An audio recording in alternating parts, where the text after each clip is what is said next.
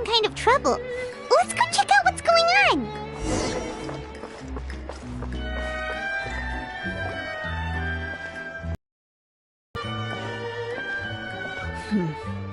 Still no dice? Not at all. And I've asked pretty much everyone in the court of Fontaine already. Lynette's ears drooped as soon as she heard that we'd have to be out and about for days on end. And Fremine, he hid himself under his helmet as soon as he realized there'd be people around that he didn't know. What about Chiori and Charlotte? I feel like both of them would be more than up to it. I've asked them already, but they're both pretty busy right now. I just gave the members of the Spina a few days off, too, so I don't want to bother them either. This is getting pretty difficult. Navia, Clorinde, what's up? Oh my.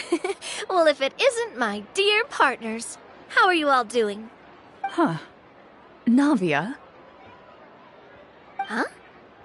Oh, you mean... Yep, this is our chance.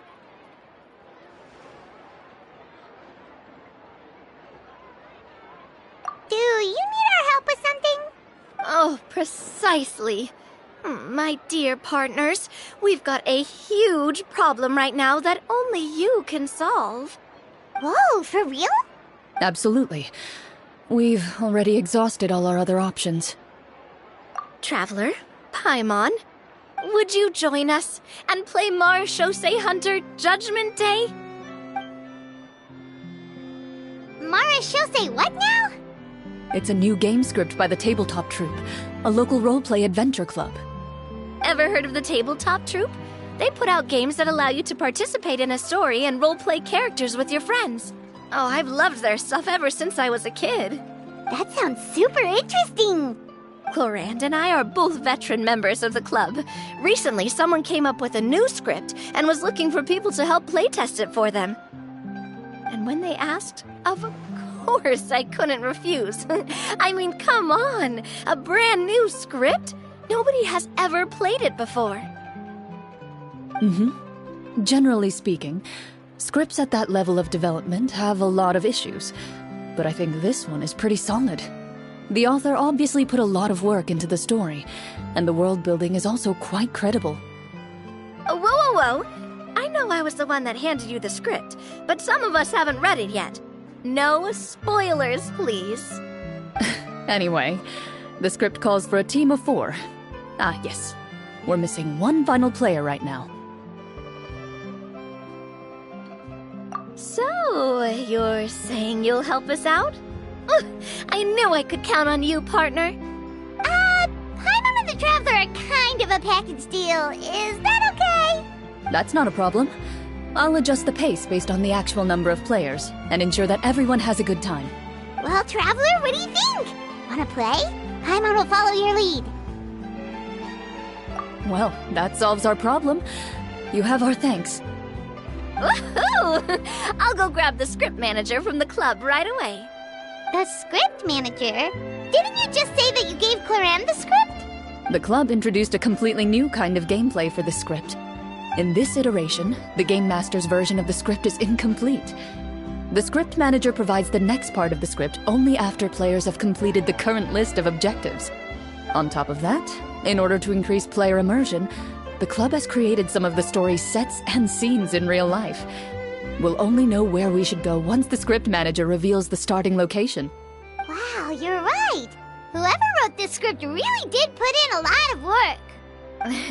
And it's got a real healthy amount of suspense, right? I mean, even the GM doesn't know how the story will end. I look forward to experiencing it with you all. Why don't you go meet up with the others first? They should all be waiting at Chioria Boutique. I'll come over with the script manager as soon as I find them. Sounds good. Remember to always watch where you're going, and don't rush. You say that like I'm 6 years old or something. Let me think. What kind of character should I play this time? I just hope you'll pick up some useful skills this time. Oh, and stop trying to persuade every animal you come across.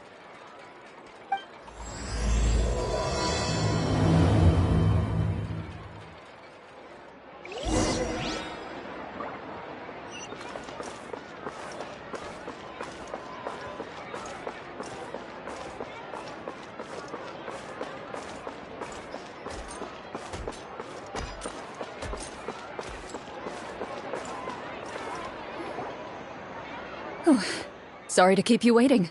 Ah, you're back! Huh? And you've got the Traveler and Paimon with you, too! What a pleasant surprise. I assume you'll be joining us for the game then? Linny, Farina! Paimon didn't know you were playing too! Are you also members of the tabletop troupe? I'm more of a casual member if anything. I haven't taken part in many formal club activities. Lynette Fremine and I play something similar at the Hotel Bouffe Tété sometimes, but I'm usually the GM. Still, I'm sure it'll be fun being a player for the first time. I'm looking forward to it. Well, I'm not a member of the club at all. Clorinde simply woke me up first thing this morning, said there was a good script worth experiencing, and asked if I wanted in. If you're interested, I can give you a referral. That should give you a 40% discount on membership fees. I think I'll wait to see how this experience plays out first, especially when it comes to the quality of the script. If it's sufficiently fun, then I'll join. Do you participate in a lot of tabletop troupe activities, Clorinde? You could say that. She's actually one of the few senior game masters of the troupe. Ah, right. I knew about that even when she was still my subordinate. It's nothing. Really, just a small hobby of mine. Wow. Paimon's so used to seeing you be all upstanding and intimidating as the champion duelist. It's kind of hard to imagine you role-playing with a bunch of friends.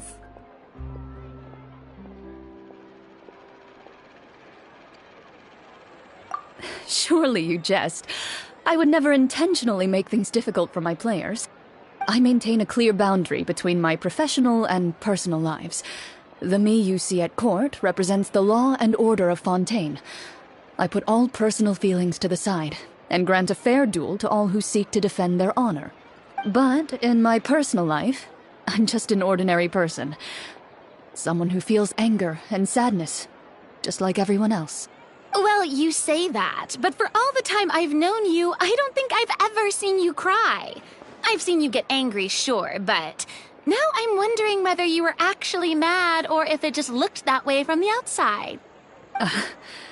I was probably in work mode during those times. Is that so? Well, in any case, I just feel like even in your personal life, you don't get emotional very often. So you want to see me cry? That might be a little difficult. A show of anger, though, that might be something I could accomplish. No, that's not what I meant.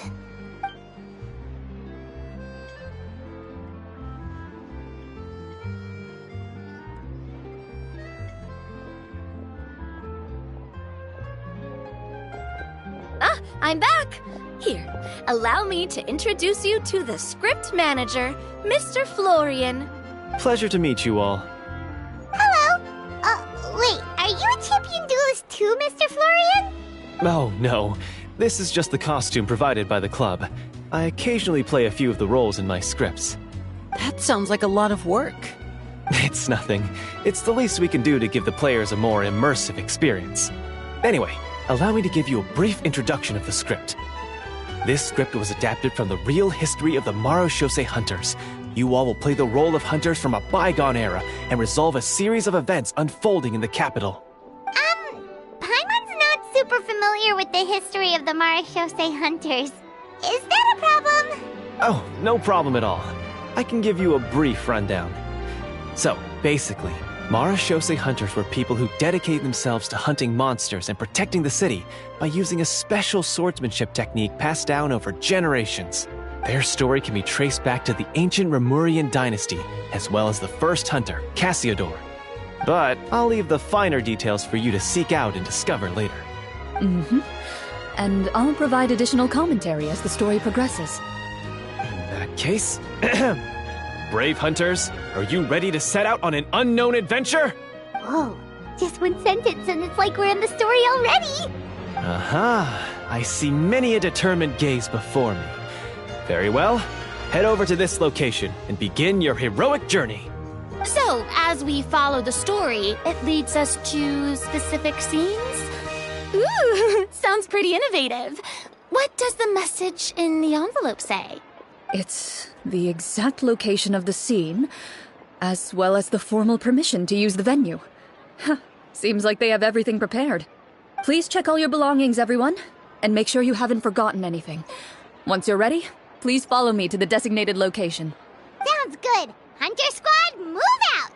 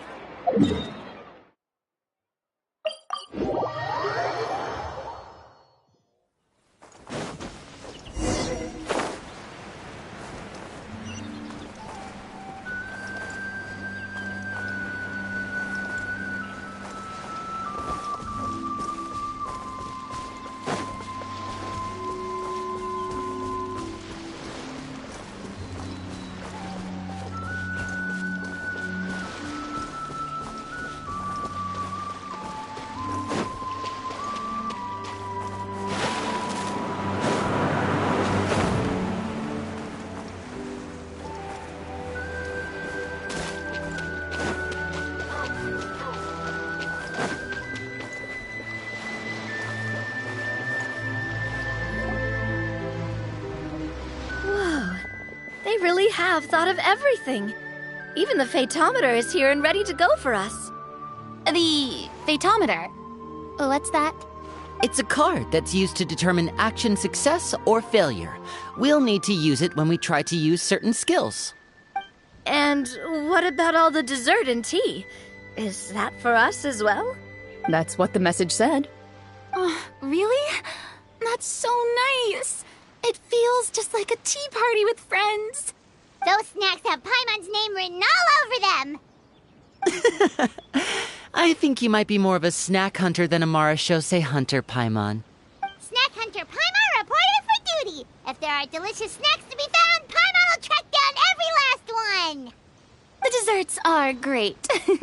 But I'm still looking forward to the story more than anything. Very fair. Then, let us begin. First, please pick up the blank character cards in front of you, and write down your name and profession. You can find an abbreviated version of the rules printed on the back of your character card. If you have any questions, feel free to ask me. In this story, everyone is a Marachose hunter. To reflect this, the club has prepared a small badge for everyone. Ooh, nice. As hunters, you have proficiency in swordsmanship and fighting by default, so there's no need to allocate any additional skill points to those areas. Swordsmanship? So there's a fighting part to all of this? Paimon's not sure she can do all that on her own. Maybe Paimon can just stick with you? Why don't you share a character card then? The Traveler will be the Marachose hunter, and you can be her little floating assistant. Kinda like in real life. So, for the name, do I fill it out with the name of my character? Yep, it can be any name you like. You can use your real name too if you want. I do that whenever I get too lazy to think of a new name. Oh, so it would be like experiencing a different life, but still as yourself. That's not a bad idea. In that case, I think I'll continue to use the name Linny then. Next up is the skill sheet. You have a limited amount of skill points that you can use to learn a number of skills. The more points you invest in a particular skill, the easier it will be to pass associated checks. I'll take Persuasion and Investigation. Those are must-haves when it comes to missions like these. Oh, those skills sound like they'd be useful for gathering intelligence. Good idea, Navia. Just as expected of a veteran player. So, should we also take those skills then? Not necessarily. Since we're working together as a team, we could leave the negotiations to Navia and use our skill points to pick up other useful skills. For example, I think I'll take Stealth and Sleight of Hand. That will give us more options if we run into any situations we can't negotiate our way out of. Oh, interesting. I wasn't thinking about it like that. I suppose it's not so different from an acting troupe. Everyone has their own role to play. Let me see. I'll take arts and performance. I'm not quite sure what use they'll be, but I'm not as knowledgeable about the other skills, and I am not too confident I'd be able to roleplay them well. Well, that leaves us. What do you want to learn, Traveler?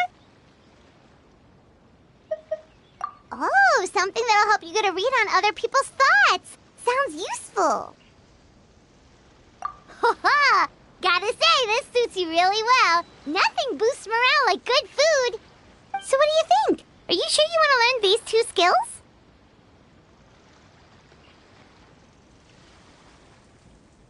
Sure, what do you want to learn?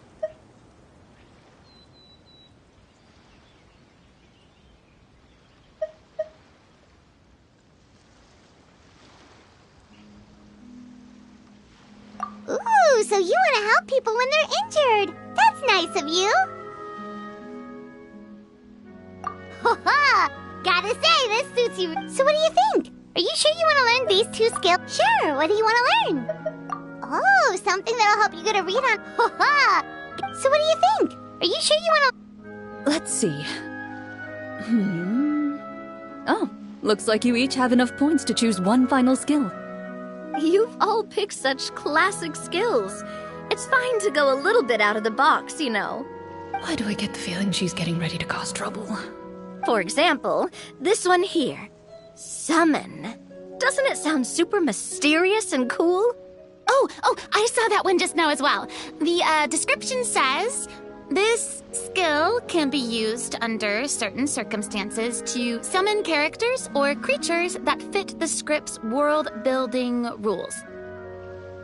The script's world-building rules, huh? But how are we supposed to know what a Marashose hunter can summon? Oh, that's not for us to worry about, my friend. Just learn the skills that interest you, and the GM will take care of the rest. All right, you've convinced Paimon. Let's learn summon, then. Paimon can't wait to see what kind of thing shows up. Well, now that everyone's more or less finished creating their characters, we can begin. Since 2 of our players are doing this for the first time, though, let me ask, would you like to play on easy mode or authentic mode? What's the difference between the 2? Well, in role-playing games, the story sometimes changes based on the decisions of the players and the results of the Fatometer. For example, if you fail a check, that means you cannot use the target skill in that scenario. A critical failure may even result in further negative consequences. If you choose to play in authentic mode, every time you elect to use a skill, you'll need to use the Fatometer to see whether you succeed or fail, and face any consequences that may follow. If you choose easy mode instead, every check will be successful by default, and you won't have to worry about luck playing a factor.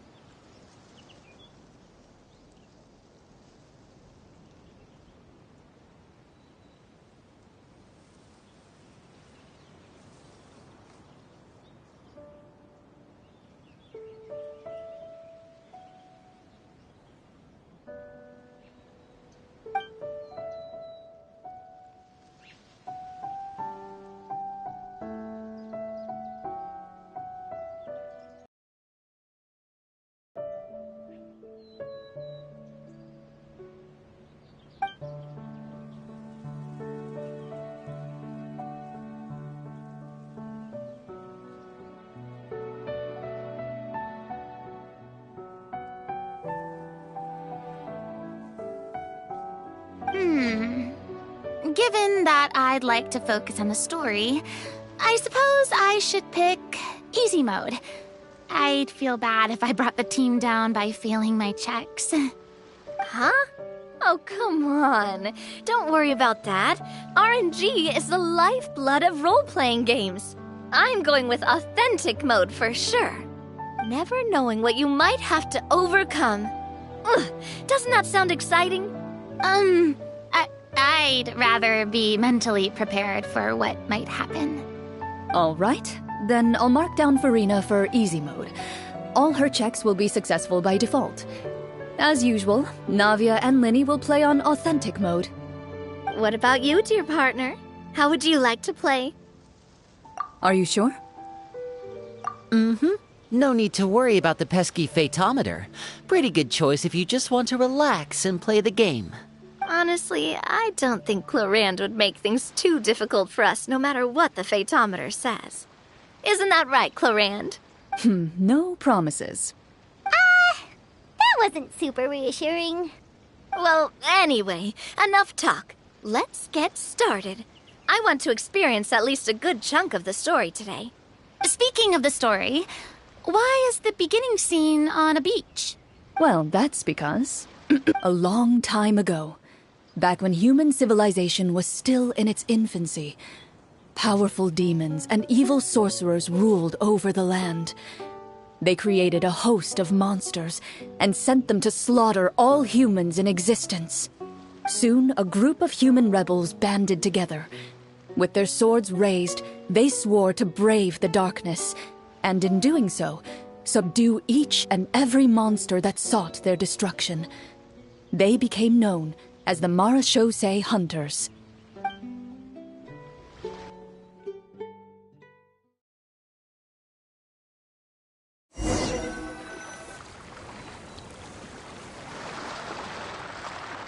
Sometime later, as a member of the Marachose Hunters, you receive a commission. Following the address provided on the message, you take a boat and arrive at this strange city. As you inhale, you can taste the slightly salty air of the docks as you begin to survey your surroundings. There aren't many people in the vicinity, but you do take note of a few others who, like you, seem to be sizing up this place. Your eyes meet, and you realize these people are fellow Marachose Hunters, likely led to this location after receiving the same commission as you. You're all Marachose Hunters too, right? Allow me to introduce myself. The name's Navia, monster hunter by trade and helpful neighborhood businesswoman on the side. What say you to traveling together? We can help each other out on the road. Okay, count me in. My name is Linny. I've been wandering since I was little and picked up a few less than legal tricks along the way. I was adopted by a Marachose hunter and later chose to follow in his footsteps. Is this where you introduce your character to everyone? It sounds like they've done this dozens of times. My name is Farina, and, I grew up in a noble family. I always had a strong interest in performance and the arts. Even though I'm a Marachose hunter, what I really want is to be a performing artiste. Hey, that's really cool. You can do it, Farina. That's exactly how it's done. Paimon is Paimon, a good friend and companion to this Marachose hunter right here. I've been studying the culinary arts since I was a child.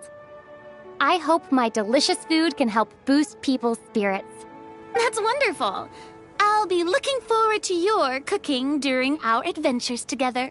Well, if we're all here for the same commission, why don't we take some time to confirm what we need to do?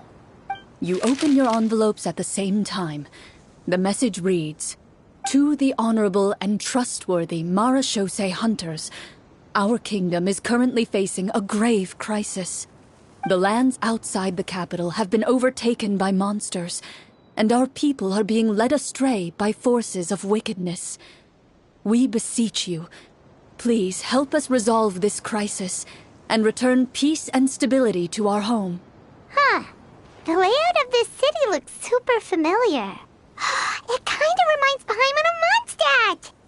The scriptwriter must have used a real-world city as a reference when coming up with the map. As experienced hunters, the layout of the city reminds you of places once traveled. You recall the sight of tree-lined streets and the gentle tranquility of days gone by. Yet, as you regard the city in front of you, it appears to be little more than an empty shell. Its hollow gates are open to you, beckoning you to come forth and bring salvation back to the town. I carefully read every line of the letter and turn my attention to the signatures at the bottom. Who issued this commission? See a long string of unfamiliar names. it would seem that many of the residents of the city issued this commission together. They sensed that things were not right within the kingdom and sent a distress signal to the outside world. In that case, why don't we take a walk around the city and see if we can learn anything from the local residents? Oh, good idea. We might be able to get some leads on the monsters and bad guys we're after. You look up and see a tavern nearby. It appears to be open for the day. Why don't we go check out that tavern? If the novels I've read are anything to go by, taverns are usually full of information.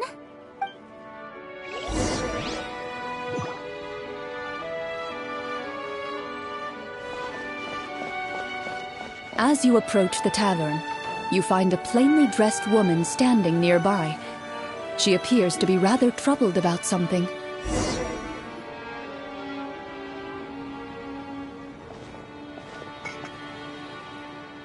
Greetings, friend.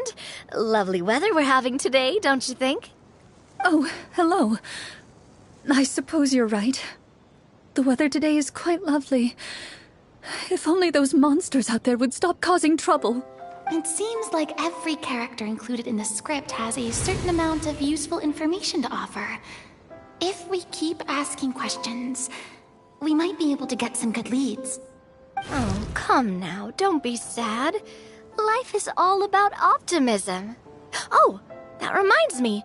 What did you have for breakfast this morning? I don't think that's the kind of question we're supposed to ask. Nothing turns a frown upside down like good food. How about some macarons? I could make you some. You didn't even take cooking as one of your skill proficiencies. That's not necessary, miss.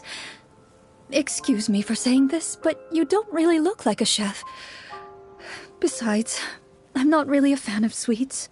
So you're someone who barely smiles and doesn't like sweets. You're really starting to remind me of this one friend of mine. Hey! Did she just... me? Clorinde must have broke character for a second. This isn't getting us anywhere. Traveler, maybe you can think of something.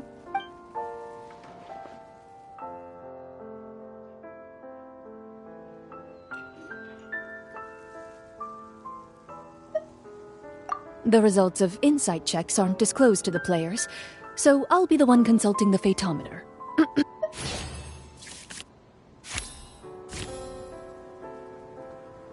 You recall all the lessons you've learned in your time and begin to carefully observe the woman's mannerisms.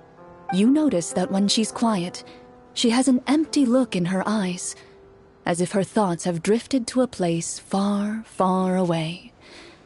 And when she speaks, she often subconsciously reaches out to touch the ring on her left hand. So you noticed. That's a little embarrassing. A horde of monsters suddenly appeared near the capital recently, so all the guards were dispatched to fight them. Do you remember when those monsters appeared? I'm not completely sure. All I know is that my husband was dispatched to fight them 3 days ago. Do you know where he was sent? It all happened so fast. When we said our goodbyes, he couldn't even tell me where they were sending him. You have our thanks, friend. We'll find and defeat those monsters as soon as possible. We sincerely hope your husband will be able to return to your side soon. Oh, thank you. Don't worry. We'll find him. Just try to remain optimistic and wait for good news. We don't always get to choose what happens to us. But we do get to choose the little things, like what we eat and how we respond to the things life throws our way. I hope that one day, you too will recognize the power of something as small and inconsequential as a delicious dessert. I'll do my best. You bid farewell to the woman and continue your journey further into the city.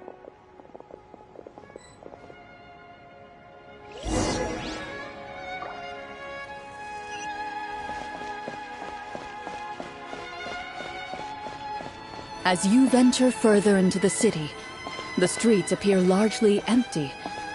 An elderly woman walks past. You see her shake her head as she puts away her wrinkled wallet. A nearby merchant folds his arms and gives you a disdainful look.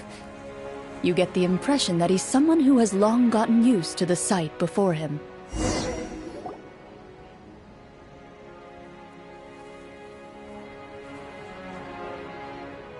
Although he doesn't seem very friendly, merchants are usually a good source of information, right?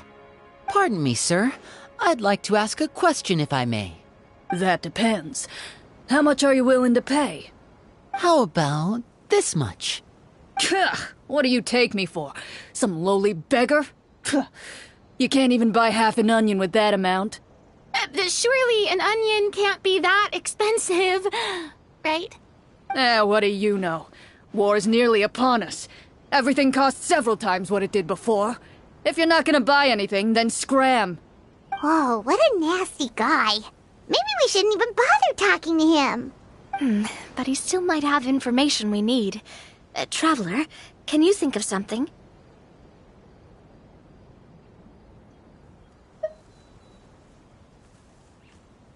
Okay, while everyone is talking, I secretly use my magic props to summon a bottle of wine without the merchant noticing.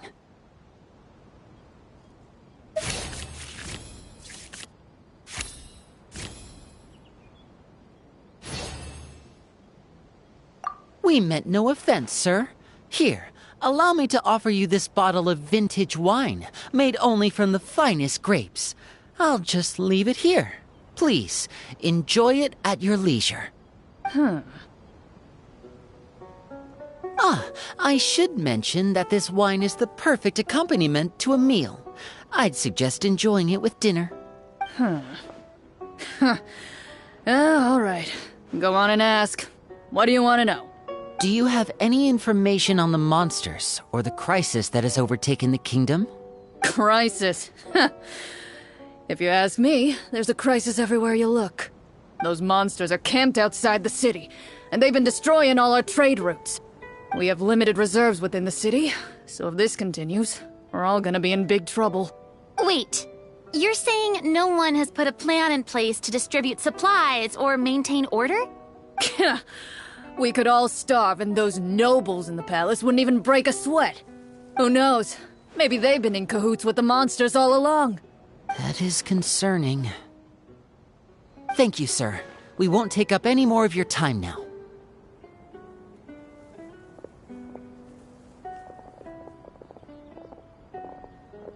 Hey, why did you leave in such a hurry? Well, you see, that bottle of wine was just a cardboard prop.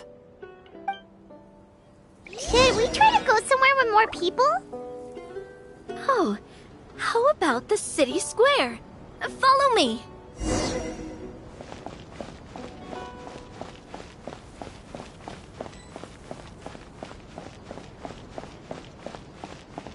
Before you lies the city's central square. You see a man with a slightly anxious look on his face, pacing back and forth, his head hanging low. He doesn't seem to notice your approach. Still immersed in his own thoughts, he shakes his head and lets out a long sigh. This guy seems promising enough. Maybe I can get some information out of him. Hello, sir. Is there anything I can do to help you? Wait, you're... I'm... Oh, dear goodness! You're a Marashose hunter! You recognize us? Ah, are you one of the people who wrote the commission letter? Yes! Oh, I didn't expect you to actually come! Oh, what great news! The city is saved! What happened here? Alas, we once lived comfortable, carefree lives. This city used to be free of monsters. The first Marashose hunter, Casiodor, the Golden Hunter, he was the one who drove them back. However, monsters have once again surrounded the city. Perhaps the seal that kept them at bay has lost its power. Or perhaps an evil sorcerer has been meddling in our affairs. All I know for sure is that their return has stripped the city of any chance at peace. Are there not enough soldiers to drive them out? It's not a question of numbers. The guards simply have no idea how to deal with them. Most people my age have never even seen one of the monsters, much less been trained to fight against them. What's worse, many of us don't even know the history of the Marashose hunters anymore. When I was a child, though, my grandfather would tell me stories about how the Marashose hunters drove back the monsters. So, on the off chance that something might come of it, I decided to reach out to you. To be perfectly honest, I was starting to think all those stories were just tall tales. But now that I've seen you in person, I finally know that it was true! Well, you can rest easy, friend. The righteous and formidable Marashose hunters are on the case. The man is touched by your determination and resolve. His eyes begin to well with tears of relief. Still, if we are going to hunt the monsters, we need to know where to find them. Can you give us any leads? All I know is that the area outside the city is dangerous. I'm afraid I can't point you toward a specific location. Oh, although, if you leave the capital through the main gate and follow the road, you should run into a group of guards. They might know more about where to find the monsters. I see. We'll go look for them then. All right, be careful. Oh, and one last thing. The monsters outside the city are just part of the problem. There are evil sorcerers inside the city as well, so be on your guard. They're actively working with the monsters, and have corrupted the court ministers with malicious magic. They're the reason why, even inside the city, everything has been a giant mess. Even one of our kindest ministers has turned into a boorish and unreasonable figure, interested in nothing but enacting laws that exploit the people. Who knows how much longer we'll be able to go on like this. Talk about being stuck between a rock and a hard place. I feel bad for him. Maybe we should try to cheer him up? Huh? Like, now? Is this really the right time? I appreciate your kindness, but for now, it's more important to focus on the crisis at hand. Brave hunters, I leave the future of this kingdom to you.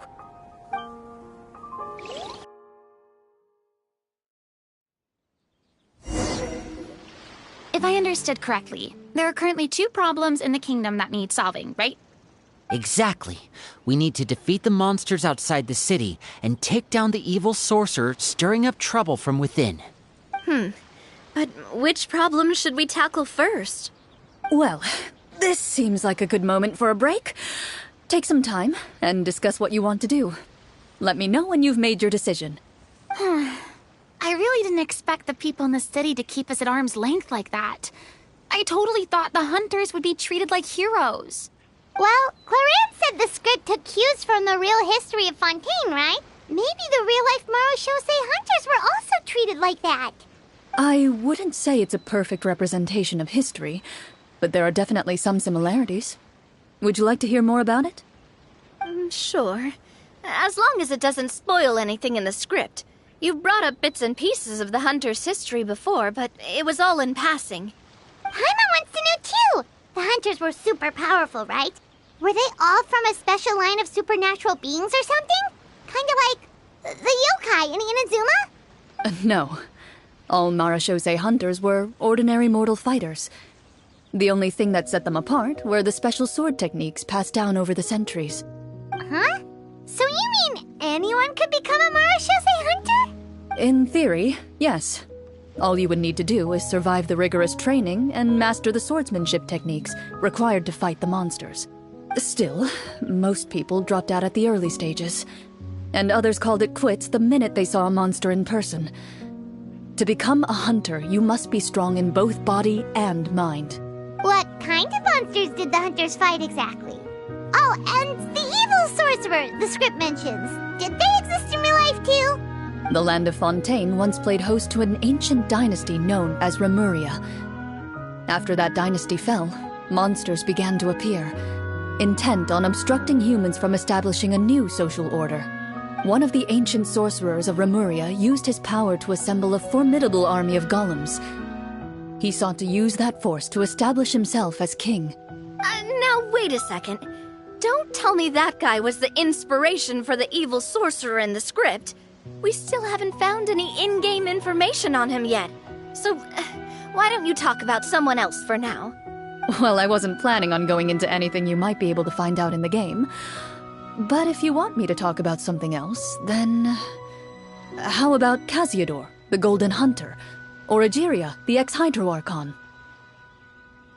Wait, but those people are all from a super long time ago. Where did you learn all this, Clorinde? From my master. Huh.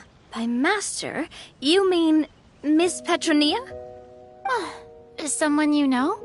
Absolutely. Miss Petronia and my father were good friends. Back in the day, she would often bring Clorinde over to play, but then... Let's not get off topic. Anyway, back to what I was saying. Responding to Egeria's call, a number of warriors followed Casiodor into battle against the monsters. This group of warriors, under Casiodor's leadership, became known as the Marechaussee Hunters. Yet, as Fontaine entered an era of peace, their work gradually became obsolete. The Marechaussee Phantom, originally an association made up of hunters, eventually came to be predominantly comprised of Melusines. Ah, I see. That explains why most of the people in the script have forgotten the hunters or think of them as nothing more than a legend. Is that really a bad thing, though? It can get tough always being the one shouldering everyone's expectations. Depends on who you ask, I suppose. If the name of the organization no longer commands respect, investigative work is bound to suffer. Speaking of investigations, which problem should we tackle first? Monsters or evil sorcerer? I vote monsters. That's the main duty of the hunters, right? We can come back to the sorcerer later. Well said, Miss Farina. Plus, if the sorcerers really are the masterminds behind this whole thing, defeating the monsters could give us some clues on their intentions as well. What about you, partner?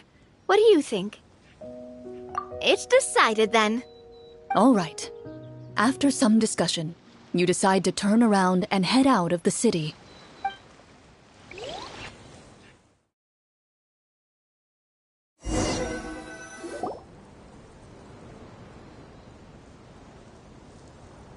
Let's take a look around, like that guy said.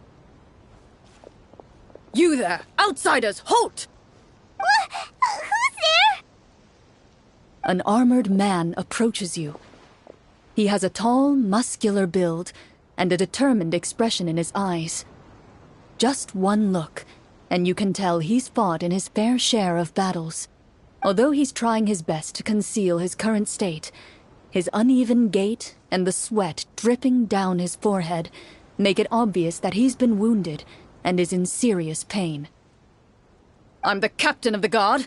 I saw you sneaking around the city earlier, so I'll only ask this once. State your purpose, or it's off to the dungeons for the lot of you. Wow, it's been a while since someone's been this suspicious of us. I said talk, not whisper between yourselves. Have you ever heard of the Marechaussee Hunters? Marechaussee Hunters? Ha! That fairy tale, you mean? What, you expect me to believe you're one of them?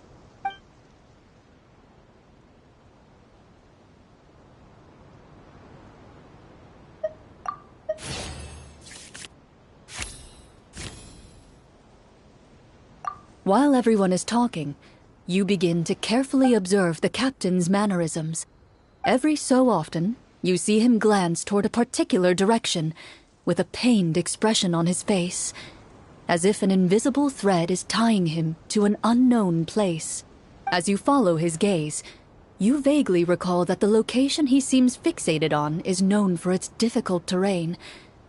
Any battle that breaks out in a place like that is likely to be prolonged and devastating. Wait, is that where the monsters are? outside the forest in the area with the difficult terrain? The captain is taken aback by your sudden question. Still, his shock only lends credence to your theory.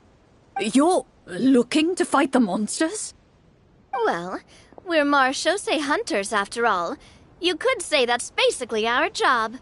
He shakes his head and continues to regard you with skepticism.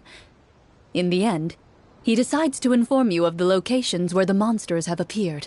Those monsters aren't easy to deal with, but if you insist on going, I won't stop you either. I just hope all the guards will be able to come back to their families alive. I wish you the best of luck.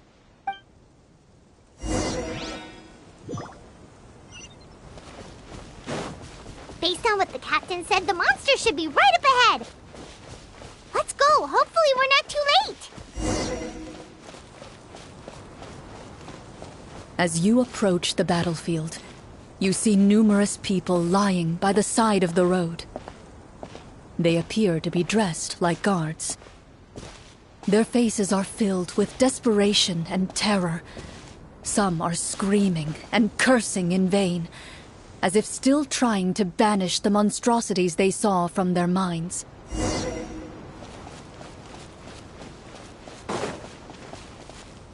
A few of the wounded look up at you in shock and disbelief. Quick, leave this place. Turn around and don't look back, they yell.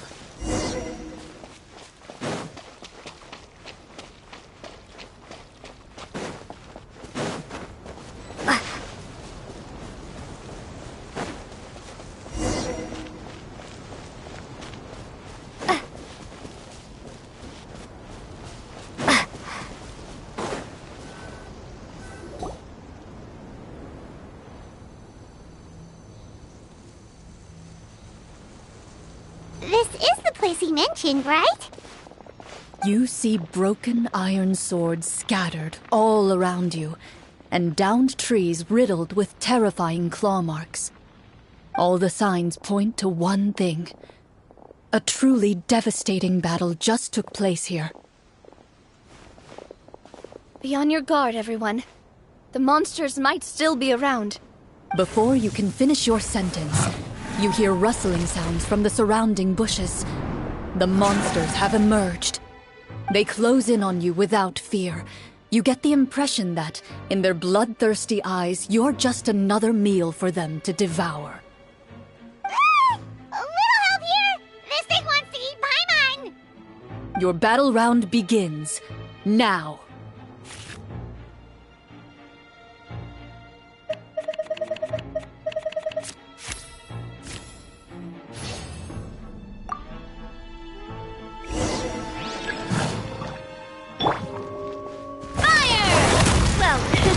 With rocks. This one's got your name on it! Yoo-hoo! Time to shine! Here comes the finale! The next battle round begins now. Shake! This one's got your name on it!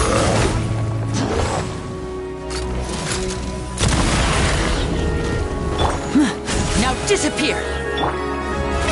Oh, brilliant!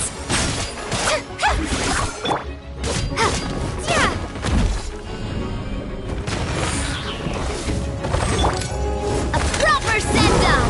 From the Spinowith, feeling lucky?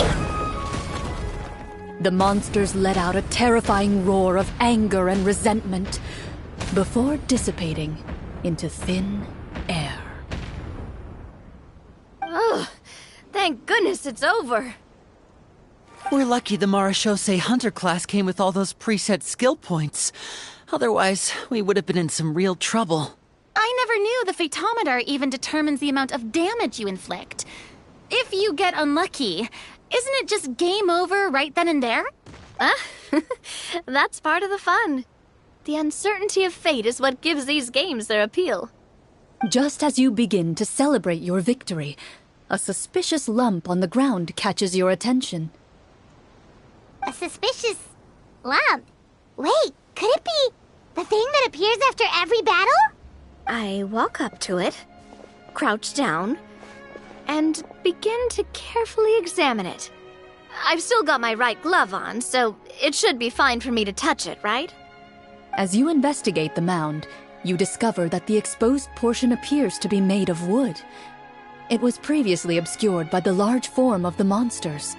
With the monsters gone, the small protrusion now awaits your discovery, poking out of the ground like a shy flower bud. Whoa, it's a treasure chest!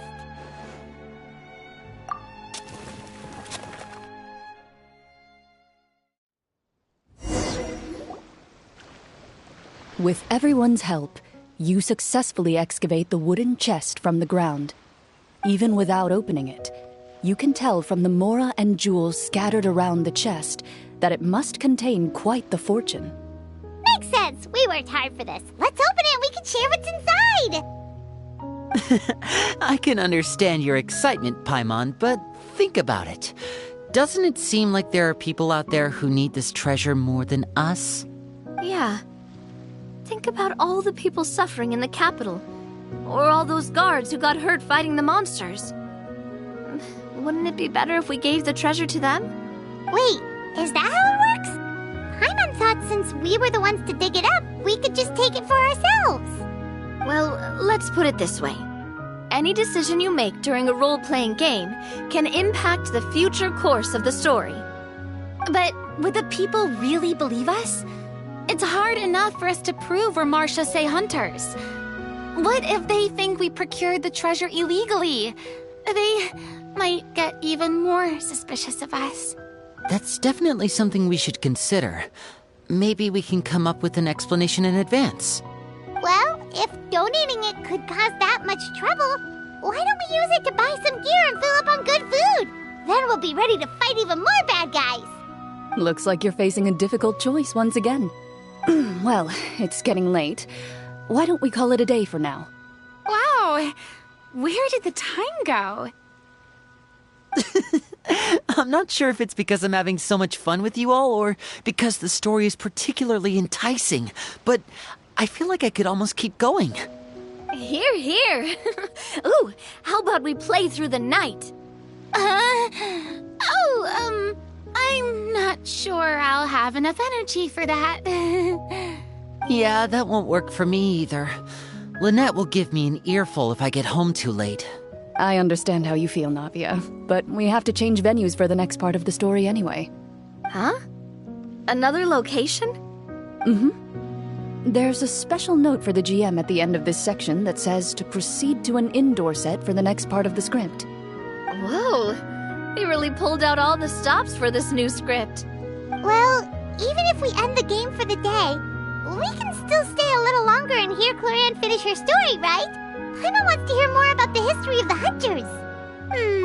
Something tells me you just want to finish the free desserts before we break for the day.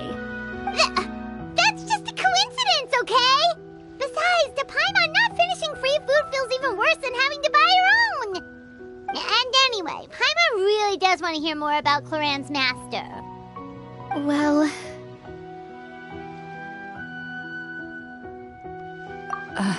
It's nothing. I appreciate the concern, but it's all in the past. It won't do any harm to share these things now.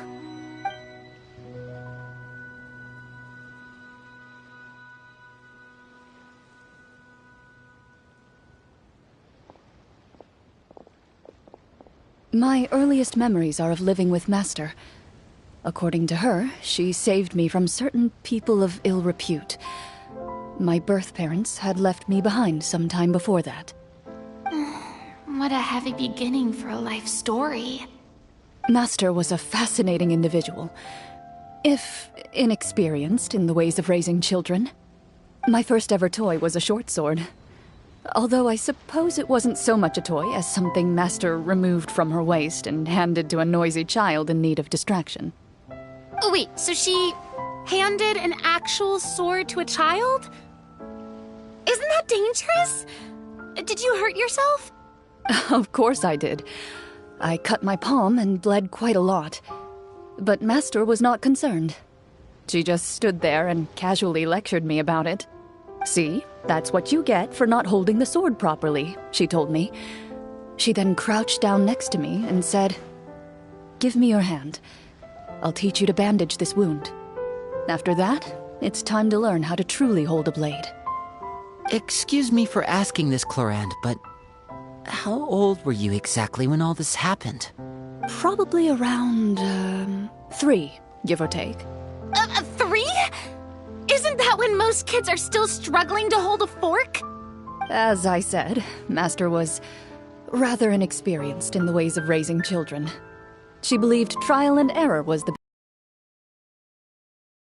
I'm not so sure this is a question of experience.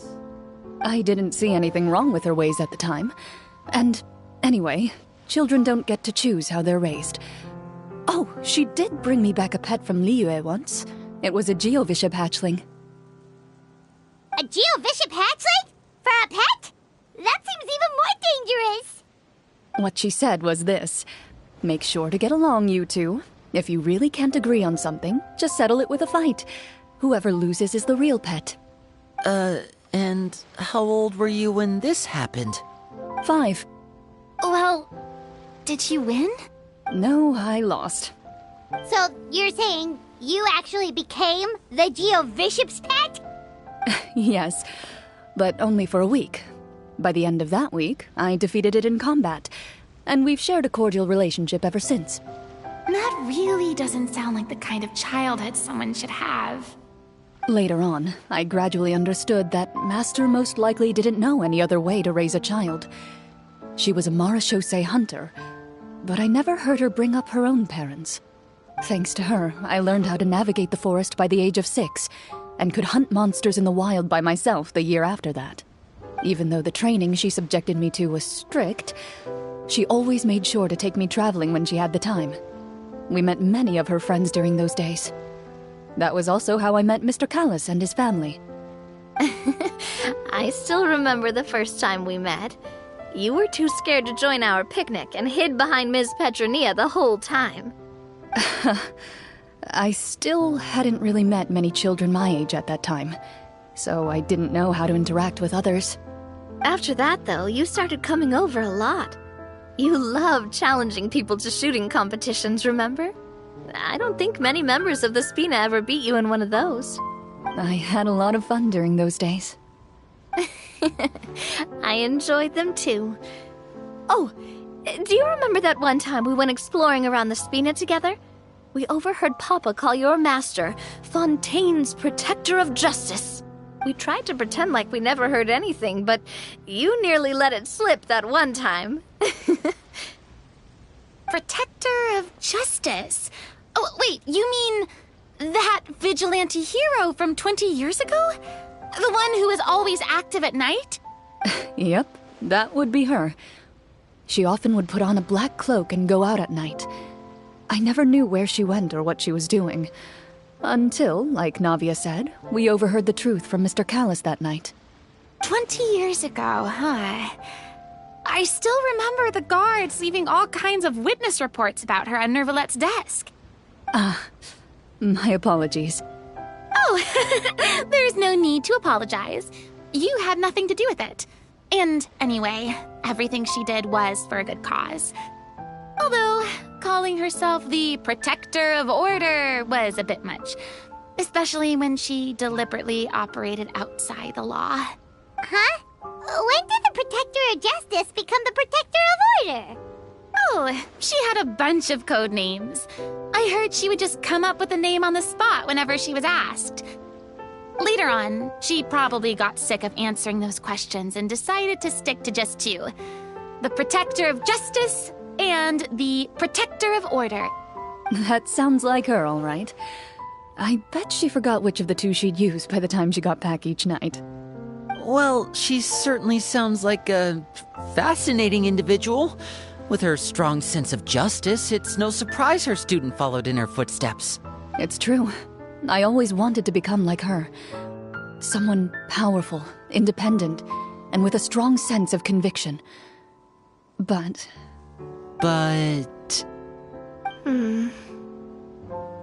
She suddenly disappeared the night I turned 10 years old. Disappeared? What happened? I have no idea. She didn't even leave a note. I was never able to find out where she went. That night, I was celebrating my birthday at Navia's house, but Master never came to pick me up. When I returned home on my own, it was to an empty house. When she still didn't appear after a few days, I went to Mr. Callus's house to ask about her whereabouts, but he only shook his head. Papa probably didn't know either. I know he sent a few people to investigate the matter in secret, but they never found any credible leads. Don't worry, I understand. To be perfectly honest, given Master's personality and way of doing things, it all made a lot of sense. If I had to guess, I'd say she probably used it as an opportunity to force me to become independent. Just like how, when a litter of kittens reaches a certain age, the mother willingly leaves them behind. Were you upset, Clorinde? I was at first, but not anymore. I don't believe Master would suddenly disappear for no reason. There must have been something she just had to do. Well, despite everything, you still managed to follow in her footsteps and become the greatest champion duelist in all of Fontaine. You're practically a living symbol of law and justice. I suspect my position would be far too by the books for her. Master always did whatever she pleased. But you're right. I suppose I do take after her in some ways. Who knew Clorinde had such an interesting past? I never had the chance to ask her about it before. And I wonder, if Clorinde's master were the champion duelist back then, would that duel against Mr. Callus have gone differently?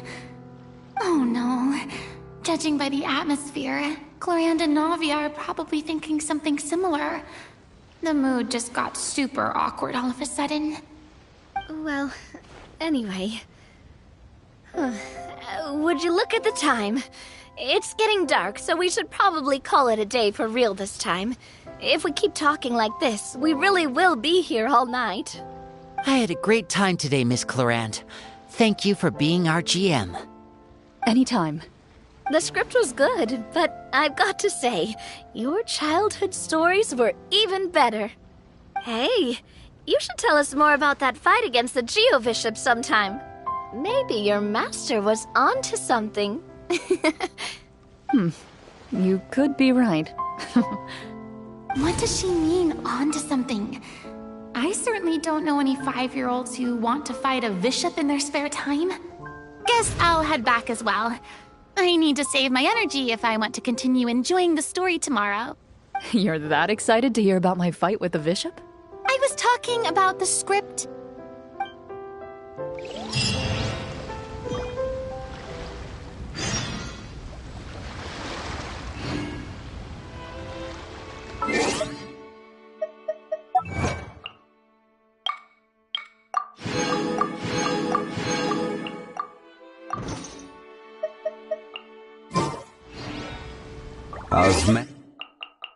This one.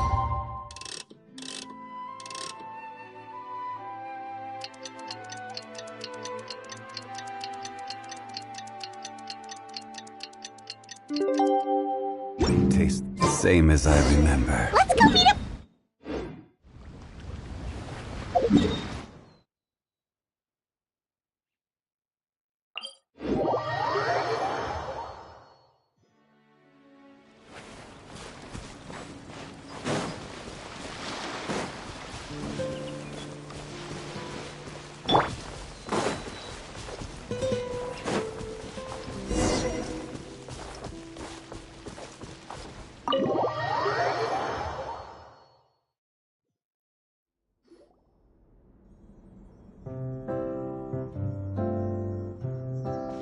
Looks like everyone's here. Now, before we begin, why don't we finish where we left off yesterday? There was an important decision to be made, yes? I'll pour everyone a cup of tea. Is that really the most important part, though, Clorinde? Paimon's more concerned about our current surroundings. Heavy walls, cold railings, dim lights. This is obviously supposed to be a prison.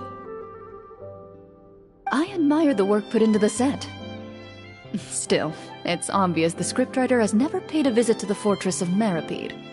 So the set is going to be a part of the script? Unfortunately, that is something I can neither confirm nor deny. Anyone think Clorinde's smile is starting to look kinda scary? Well, whatever happens, we'll just have to push on. But first, we should really figure out what to do with this treasure.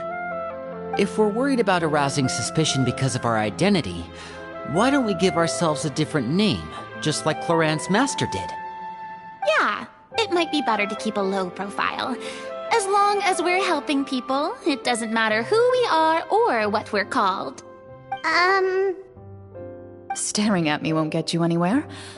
Or did you want some more tea? Oh, Paimon's good. Thanks. Why aren't you saying anything, Navia? Wait, what's that next to you? Oh, this is the short sword Clorinde mentioned last night. I found it. Huh. I'm surprised you managed to track it down after all this time. Well, I made sure to take good care of it, considering the circumstances in which you gave it to me. Of course I had to keep it safe. Anyway, where were we? Oh, right. I was just thinking about all the potential ways for us to break out of prison. We could dig a tunnel, or try to bribe the guards. Wait, we haven't been thrown into prison yet, have we? Well, it's only a matter of time. It pays to be prepared. Just like how you should always have an umbrella on hand, even when it's sunny. Alright, Paimon's made up her mind. Let's just give the treasure away. Paimon may have wanted to keep it, but if it's going to land us in prison somehow, Paimon will be too upset to enjoy her snacks. So, you've reached an agreement? All right then, we can continue with the story. Oh, and we'll collect all the scattered pieces of treasure on the ground as well. All right. You collect the treasure and make your way back to the capital with your bag of loot in hand.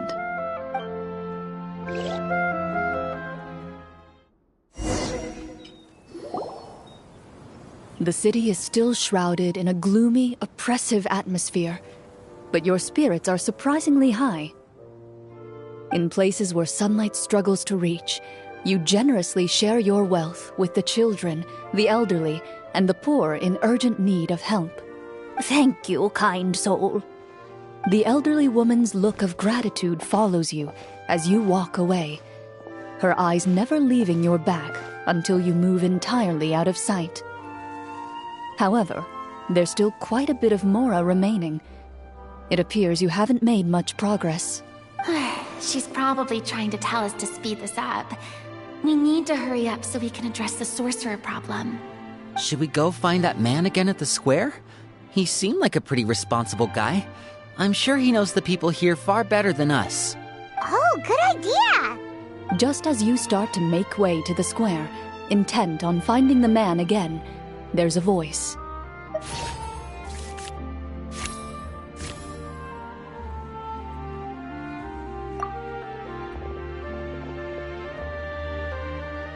Please wait, distinguished guests. Several strange guards suddenly call out to you. They run forward to meet you and proceed to politely pay their respects. Greetings, gentlemen. Are we being invited for afternoon tea? Surely you jest, my lady. That would not be our place. It is His Excellency the King who requests to meet with you. Please come with us.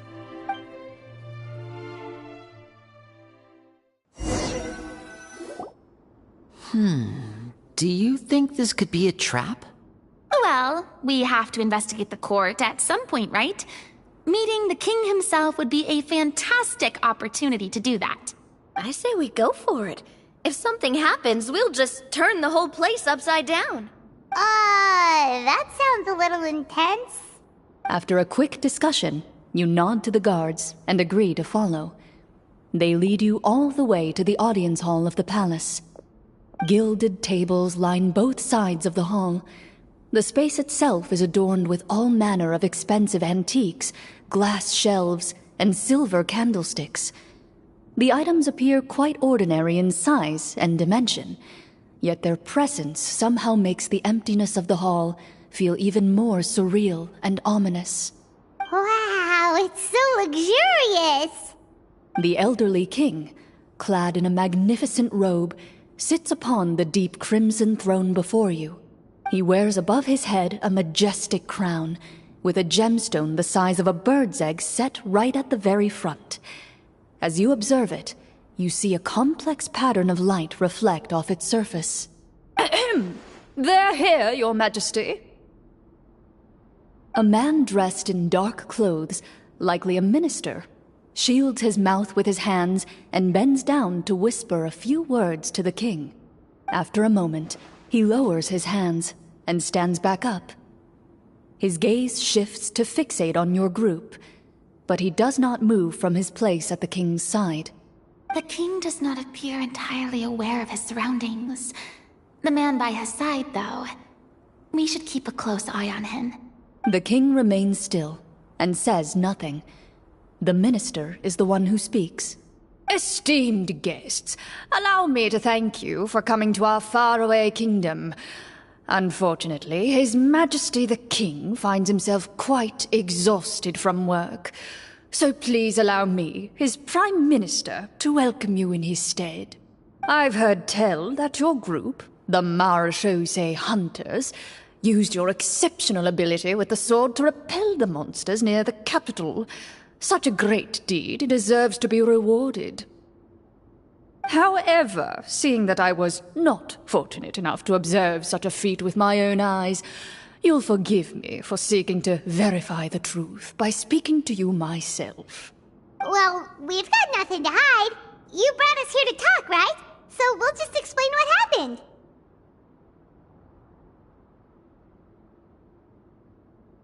The golem's blades were so powerful, they could cut down trees in a single swipe! It took a lot of effort to defeat them, even for trained swordsmen like us. Well, that was enough details, right? Believe us now? Your account does indeed match those of the survivors.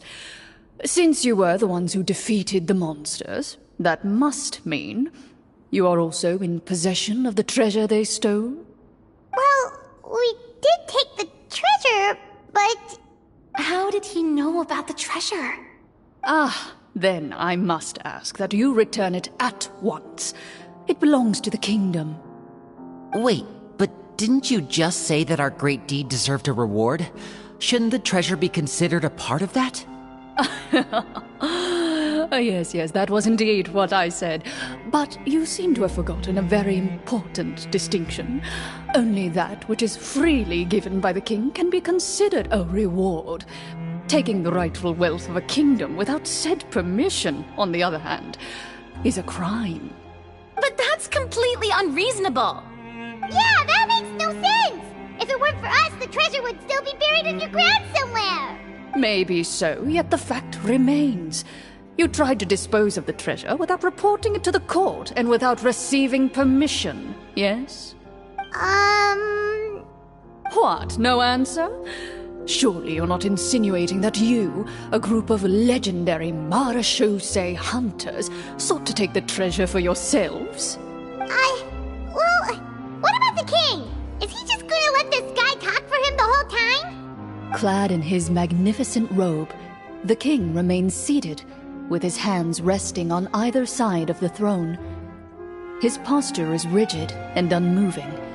He stares forward with an empty look in his eyes, completely unmoved by the events before him. From the look of things, could the Prime Minister be the evil sorcerer? Or could both the king and the Prime Minister have fallen under the evil sorcerer's control? I would like to observe the number of guards stationed in the hall. The guards in the palace appear fully armed, their expressions solemn. Sensing the tense atmosphere in the room, they stand at the ready, each with a hand placed upon the hilt of their sword, as if prepared to draw their weapons and surround you at a moment's notice. Well, there goes my plan to turn the whole place upside down, I guess. It appears we've been visited by nothing more than a group of ill-intentioned imposters. What a pity. Guards, take them away and throw them in the dungeons. Before I decide your fate, however, I must first determine whether you have any accomplices outside the court. Can't we try to slip away? Or maybe start some kind of riot? But if we try to fight the guards right now... Don't worry. At least we figured out who's behind all this. Let's just play it by ear. If you're scared, Paimon, just hold my hand. Aw, thanks, you guys. You allow yourself to be led away by guards surrounding you on both sides. It's only when you begin to feel drops of water falling from the dungeon ceiling and smell the stench of death and decay all around you that you finally realize you've stepped into a completely different world. Stay here, and don't try anything funny. The guards lock the cell door and leave without looking back. Wait, sir! Your voice echoes through the dark hall, but the only response you receive is the sound of water dripping from the ceiling. No! What should we do now? Carve out a new path of fate with our own two hands, of course. I draw my weapon. You reach toward your waist, but find nothing there. You now recall that your weapons were confiscated before the guards locked you in the cell. The bag of treasure along with them. What about that knife I hid in my boot? When did you hide it in there? When I was thinking about digging a tunnel. Rejected. You failed to inform the GM of this course of action. Moreover, the guards would have conducted a thorough search before throwing you in prison. And the keys to the cell aren't anywhere to be seen? Correct. You don't even feel a lock hole on the cell door. Oh, well, there goes all our plans. Indeed. Huh? Why are you the one saying indeed? Because that statement holds true for me as well. This is where the script ends. What? But that's a terrible ending! Generally speaking, this should be the point where the scriptwriter gives the players some kind of hint, or gives the GM some kind of code for how to move forward. I mean, maybe they just really wanted us to be immersed in the feeling of being in prison? Like, they'll only show us the way out once we've grown truly and utterly desperate? That is a possibility. If only there were desserts and tea in real prison. Oh, wait, guess that's kind of how the Fortress of Meripede works if you're lucky. Oh, before I forget, Navia, the short sword you had with you earlier. I took a closer look, and the craftsmanship doesn't appear to resemble anything from this era. If I remember correctly, that style was last in vogue several hundred years ago. Wait, Clorinde said that sword used to belong to her master, right? Does that mean her master has been alive that long? I doubt it. The way she went about things often made her seem childish more than anything. I'd say the sword was most likely an heirloom passed down over time. Hang on. A precious heirloom passed down to you by your master.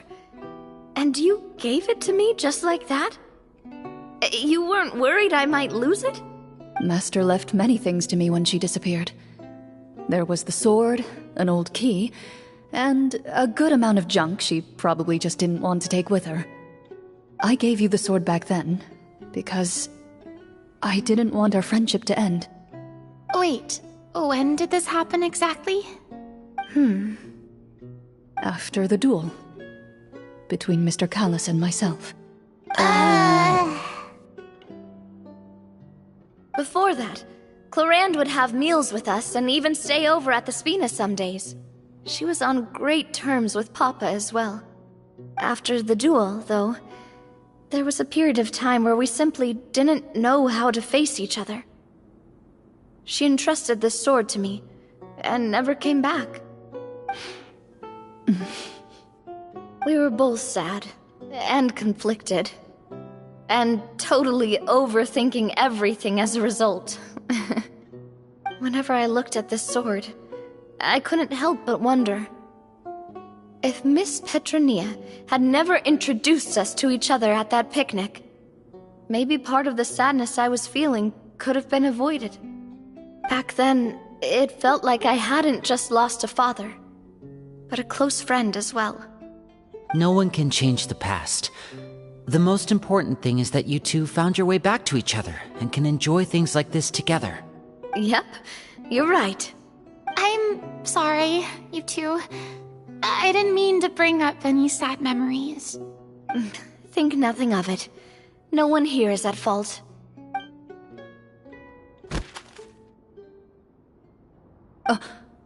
Huh?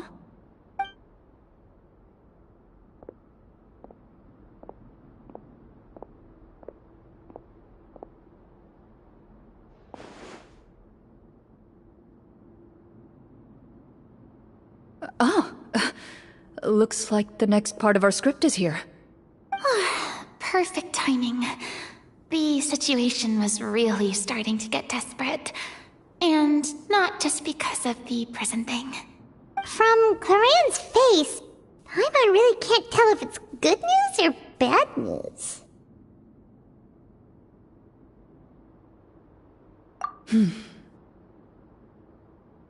Water continues to drip from the ceiling. In this lightless dungeon, you lack a reliable way to tell how much time has passed. Eventually, you get used to the unpleasant odor of straw, mold, and rust, and find yourselves alternating between fits of drowsiness and despair.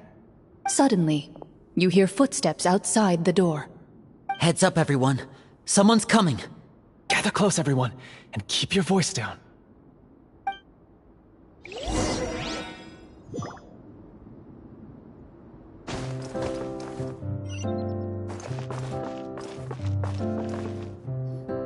Who are you?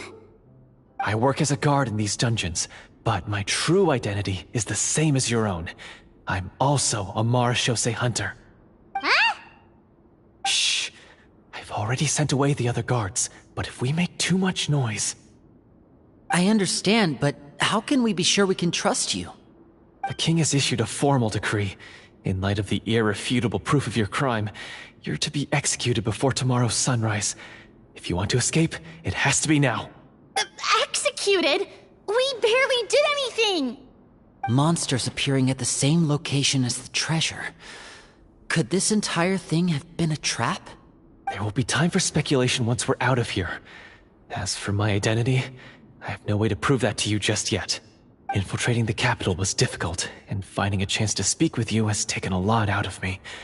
I could go on, but I think we can all agree that now is not the time for details. Have you seen our weapons anywhere, sir? Don't worry, I brought them with me. They're just behind the door. Still, these weapons alone won't be enough to defeat the true enemy behind the scenes. His faction is too powerful. The guards are all under his control, and he's even stationed a number of golems in various rooms throughout the palace. To defeat him, you must find a secret vault. It is said that within that vault, the Marashose hunters of the past left behind a treasure with the power to defeat the sorcerer. You're not coming with us? No, I'll remain in the dungeons to deal with the guards. I'll try my best to distract them so they don't go after you. As long as my identity is not revealed, I'll be able to aid you when the final battle comes. In that case, please stay safe. Thank you for your concern. I will do my utmost. As for the location of the vault, here, this map should lead you there.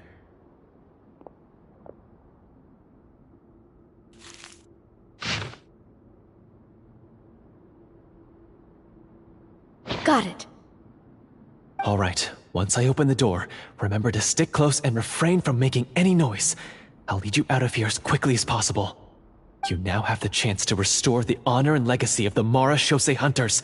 So please, get out there and reclaim what's ours. And be sure to exercise caution. With the help of the guard, you successfully escape the dungeons. Your sense of despair and anxiety both seem to fade as you continue your quest.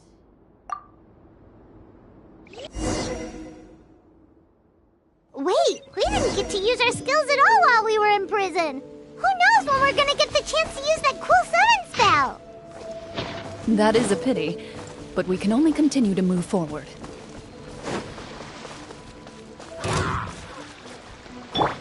There is no... One with nature.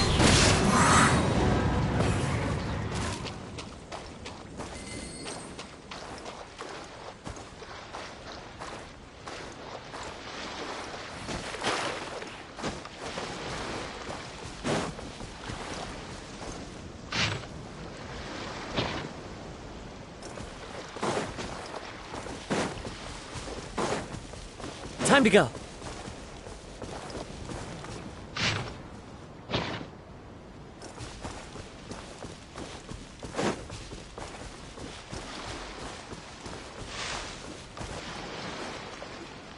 This should be the place marked on the map.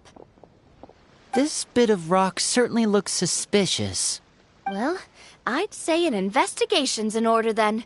Plus, if all else fails, we can just blow it up. Wow, you really meant that! Before you lies a serene stretch of open water, its surface shimmering a brilliant shade of sapphire blue. Well, guess this means it's time for a swim!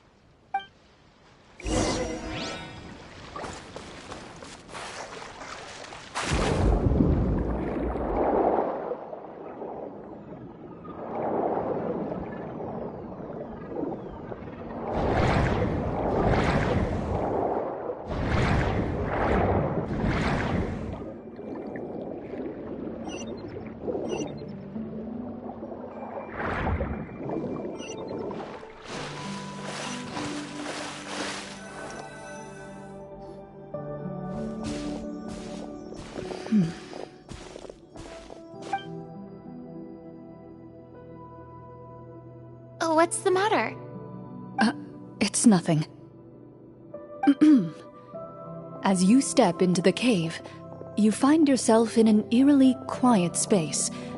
Before you lies a narrow passageway that appears to trail off endlessly into the distance.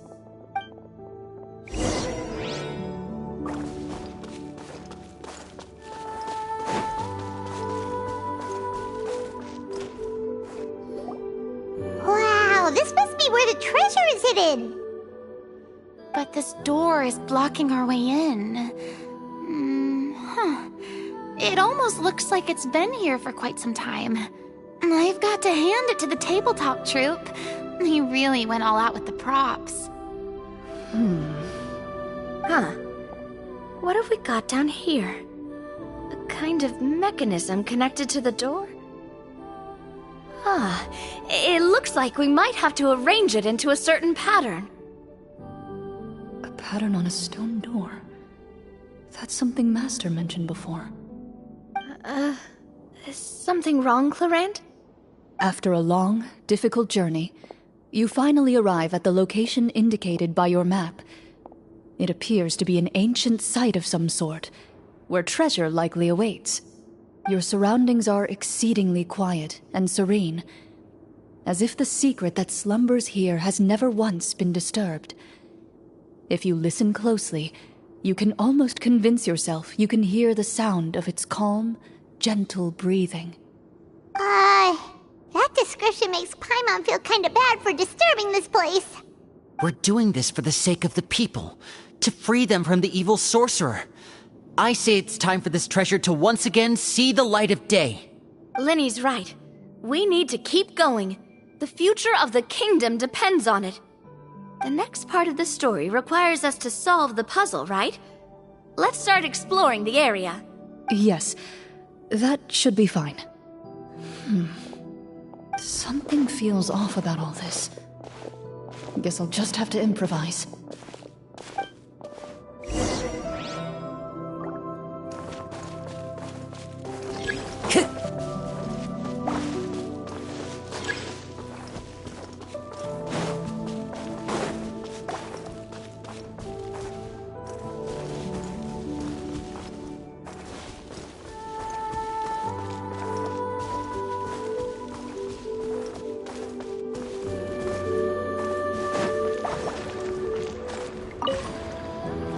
I found something! Found something here, too.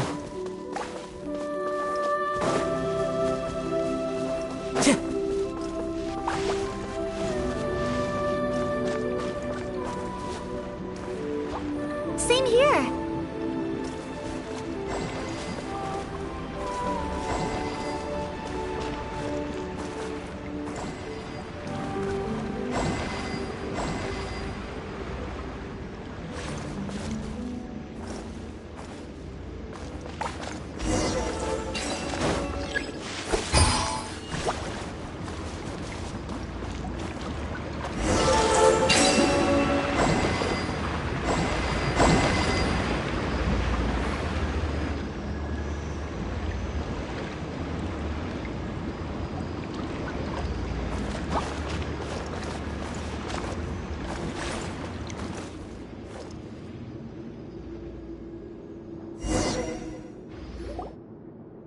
It worked!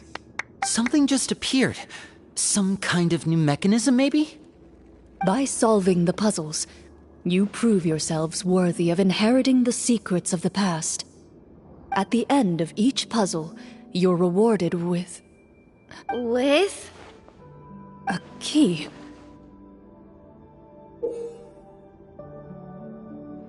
Oh, it must be the key to the big door.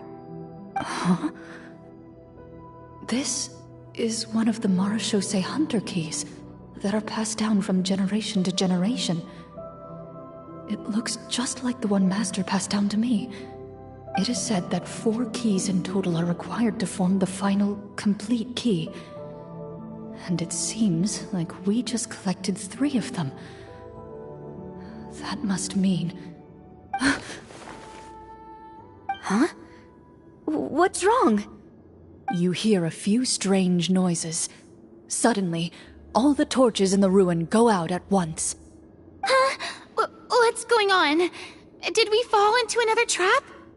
For the sake of immersion, please close your eyes, everyone. Without the torches, the space is now completely dark, and you cannot see anything.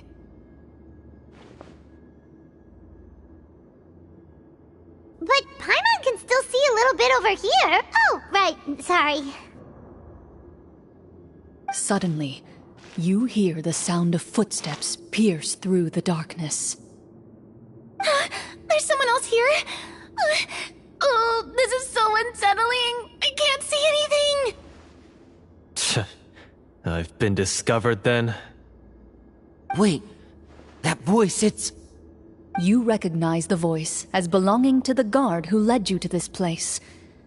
It appears he now covets the treasure for himself, and has come to stake his claim. Oh, so this is just part of the script. Then I can probably relax.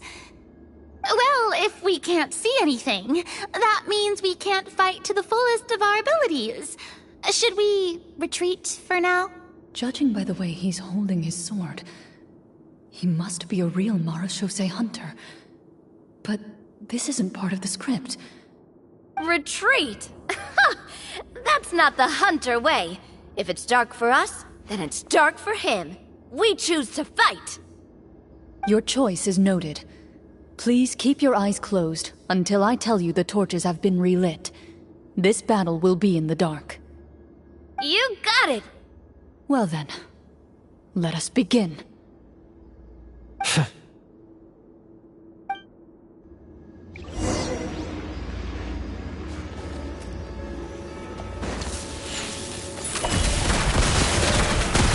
I'd like to try to hit him with my sword. You're struggling? Is he still standing? Goodness, he sure Is it over? Can we open our eyes now? The enemy is strong and relentless, but the battle is nearing its end. The torches have not been relit. What about now? Final strike! Ha!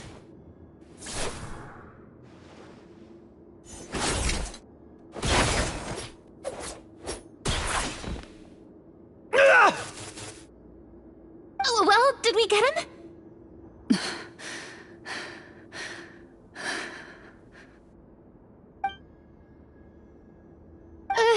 Clorinde? Warm fire flickers across the walls once more. Your vision is now clear. In an impressive display of courage, The four of you successfully defeat the uninvited guest. That look in his eyes. It's like he became an entirely different person as soon as I defeated him.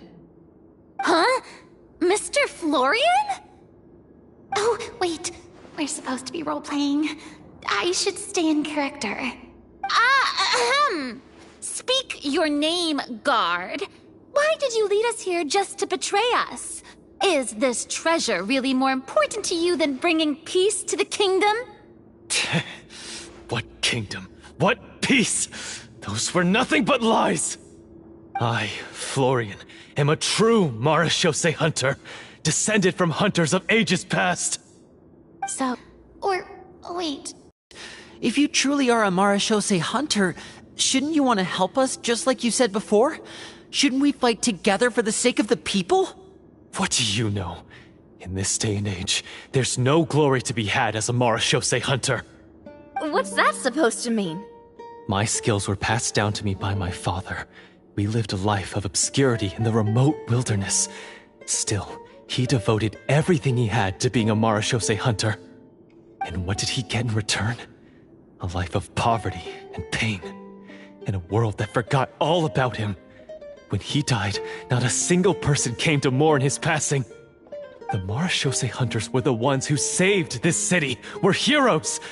We deserved more recognition and respect than this! Is he talking about how no one in the capital seems to remember the hunters and their legacy?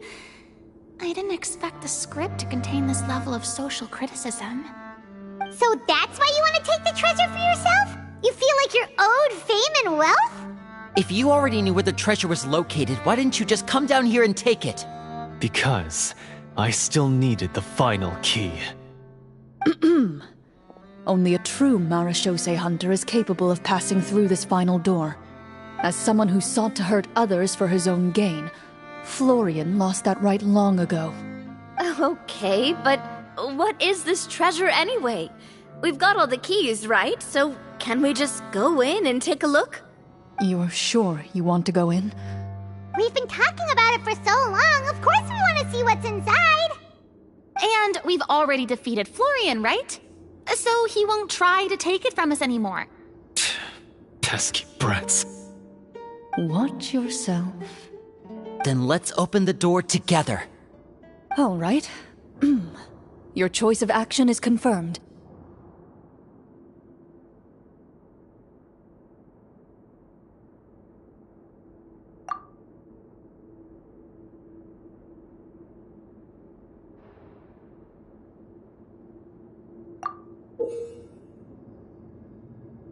Before you, the door to the treasure, sealed and undisturbed for more than 100 years, finally swings open. You hear the shrill wail of the door hinge as it rotates for the first time after years of disuse, almost like a sleeping giant letting out an extended yawn. You get the impression that the secrets buried behind this door might be just as heavy as the sound you just heard. It's open! Come on, let's go in! Paimon wants to see what's inside! Ooh, me too! Ugh, uncovering hidden treasure is the most exciting part of adventuring. What do we have here? Uh-huh. A stone tablet? And some shabby weapons?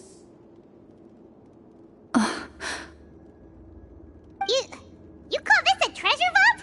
Looks more like an abandoned warehouse! Maybe the troop ran out of budget at the end? They provided a super immersive experience at the beginning only to drop the ball at the most important part? They could have at least filled this place with cardboard mora or something! Wait, I get it now. Paimon, this is the real Marachose hunter treasure. Huh? This is it? The Marachose hunter treasure is just a stone slab and some broken swords? I can't believe it.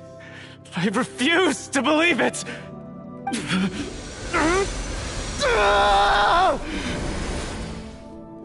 Whoa, are you okay? The Marachose hunter before you appears to suffer a serious mental breakdown. He needs to leave the room for a moment to collect himself. One of you seems to understand the significance of the treasure already. If the rest of you wish to follow suit, you may remain here in the meantime and explore your surroundings.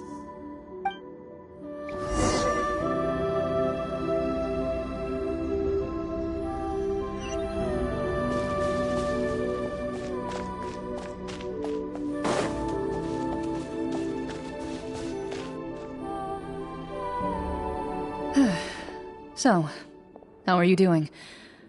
Feeling any better? What just happened? Do you remember how you got here? Or what happened to your body just now? I remember now. I brought you here because I wanted to... The explosives in the cave! You mean these? Huh? How did you... I could tell something was off the moment I stepped into this cave, so I kept an eye out. I've already dismantled the whole thing. So the strongest champion duelist in all of Fontaine saved the day once again. Guess I shouldn't be surprised. It would seem your skills as a Marechaussee hunter are as sharp as ever. I deserve some answers, don't you think? Tell me why you wanted to lure me here. Everything you said earlier sounded like the truth. Luckily, your monologue was dramatic enough to convince my friends you were just role-playing. I don't know. I just always felt like there was something in my heart that didn't belong to me. Something agitated and angry. Who knows? Maybe it was my own anger all along. I could never really tell. The feelings about my father and the other Marechaussee hunters are real. It just wasn't fair. I was angry, bitter that no one remembered them or praised their accomplishments. I don't know when it started, but at some point, my anger came to completely consume me. At that point, I remembered the legend my father used to tell me. The one about the treasure. But if the treasure was all you cared about, why plant all those explosives? Wouldn't they just destroy the treasure and bury you along with it? I can't remember. My head is a mess. It felt like there was this voice telling me to eliminate the hunters, but now it's gone. From your description, I suspect you were dealing with a Devorator. Devorator? Oh, your master... your father, I mean, never talked about it? It was a kind of monster that was active several centuries ago. No, I've heard of it. I'm just not sure why you suddenly... Wait, it can't be. The seal! The seal? My family has served as Marechaussee hunters for many generations. But the title and swordsmanship weren't the only things passed down over our line. There was a seal as well. My father instructed me to always watch over that seal and maintain it regularly. He said it had been passed down over a truly ancient age, and protecting it was our clan's most important duty. But I neglected that duty after he died. I finally decided to come down and check on it one day, and that's where my memories become fuzzy. The Devorator would be a formidable adversary for any mortal being, even ones as capable as the Hunters. If you lacked the power to completely destroy it, you could easily fall prey to its influence and corruption. In light of this, some Marechaussee hunters chose to seal the Devorator away, in the hopes that a permanent solution would come with the passage of time. I heard it has the power to amplify the obsessions and desires in people's hearts, to the point where they overtake you entirely. It would seem I'm not just lacking in skill with a blade, but in mental fortitude as well. And yet, you were able to retrieve 3 of the 4 keys. If I remember correctly, each was entrusted to a respected and capable hunter. How did you manage it? One of them belonged to my father. The second I stole from a different hunter. And the third... was one that I snatched while the person was on the way home from the tavern. I nearly died in that alley. I know just how strong you are. It's as clear as day to everyone in Fontaine. I observed you from dusk to dawn, but could never find any opportunity to sneak up on you. I never even saw you drink a single glass of liquor. The only way I could think to obtain that last key was to lure you here using your hobby, and then... Oh, I get it now. That monster, it wanted to bury you here alongside the treasure. I won't comment on anything else, but the script was good. Well, I did pour my heart and soul into it. The stories my father used to tell me about the glory of the heroic Marachose hunters and how they came to be forgotten. It's more than just a story. Huh? You're proud to be a hunter. You're still holding onto that part of yourself, no matter how small. I have done so many despicable things. I have nothing to be proud of. Then explain the purpose of the evil sorcerer in your story. Huh? Isn't he the true antagonist? The one who sought nothing but his own gain, and used the people as pawns to attain it? In your heart of hearts, he was the one you truly wanted to defeat. But I've already tainted my sword. I no longer have any right to... Wake up, Florian. Remember how you introduced yourself earlier. Do you really think the hunters acted out of a desire for honor and glory? Or to be loved and acknowledged by the people? What did your father teach you about our order?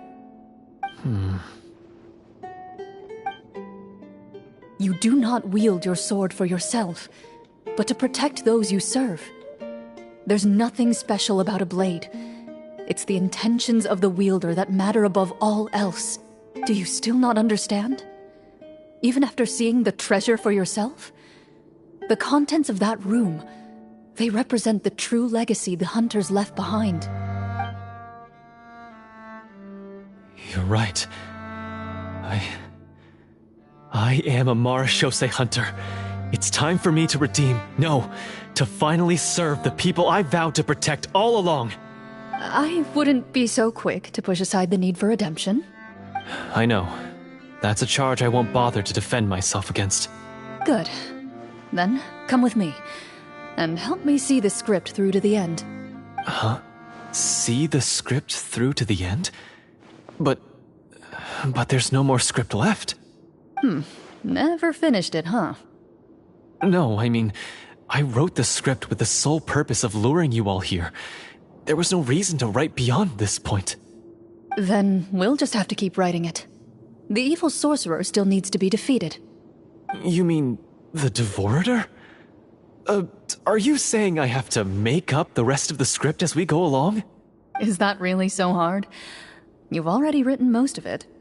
Surely you can write an ending where the hunters win and justice prevails. I'll be there to help you too. You aren't afraid your party will fall into danger? I know what my friends are capable of, and they're all quite skilled. Besides, I need their help. Then, are you going to tell them the truth about all this? I don't intend to spoil the fun. Sometimes, protecting dreams and fantasies is more important than exposing the truth. Don't you think?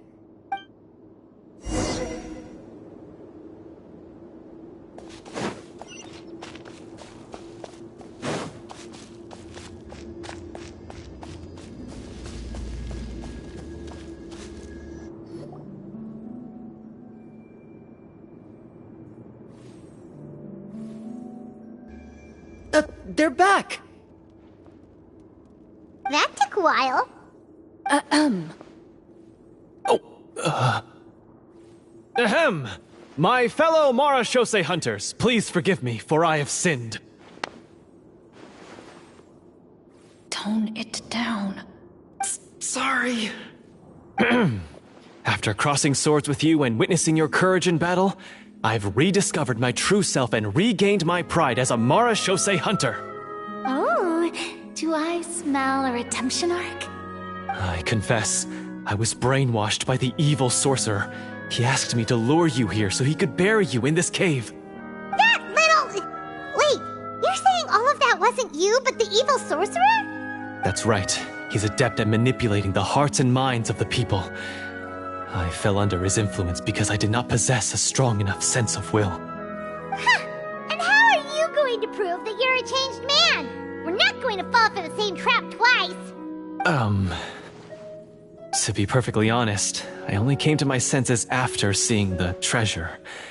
It reminded me of my father's past teachings. The treasure was actually... The names of all the Marashose hunters from ages past and their weapons? Wait, you already know? Of course.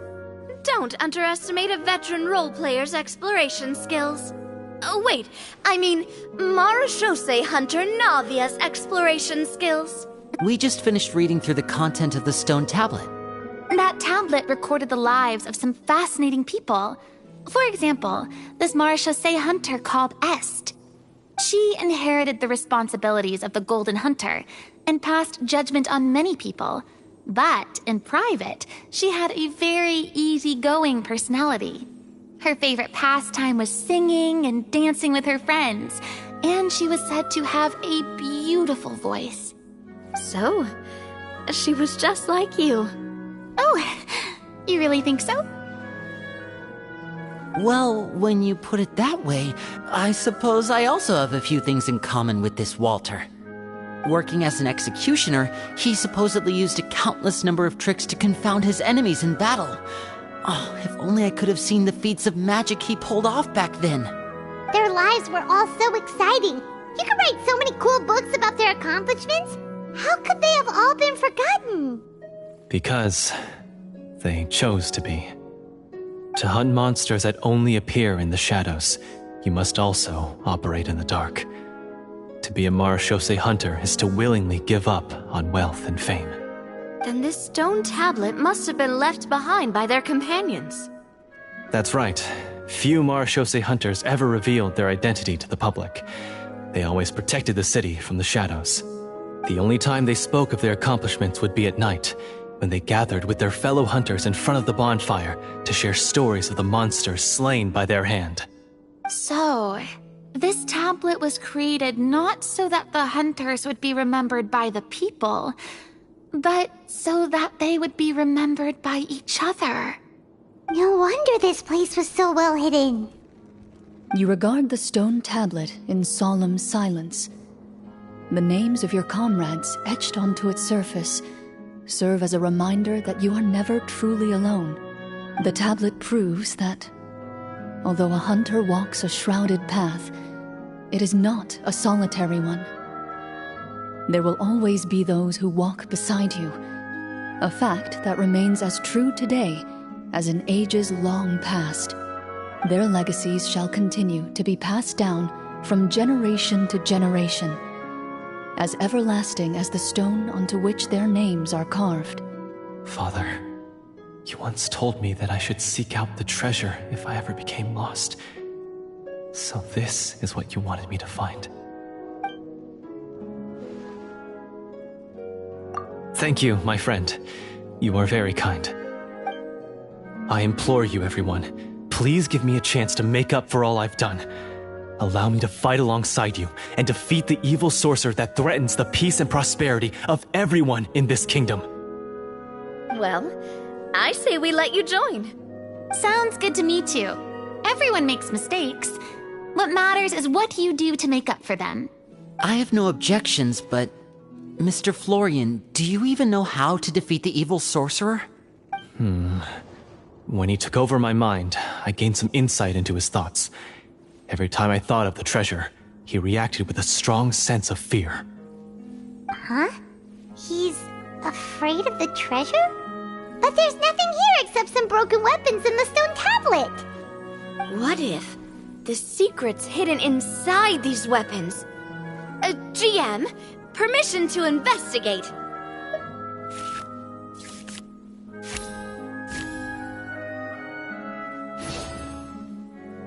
At first glance, the weapons appear absolutely ordinary.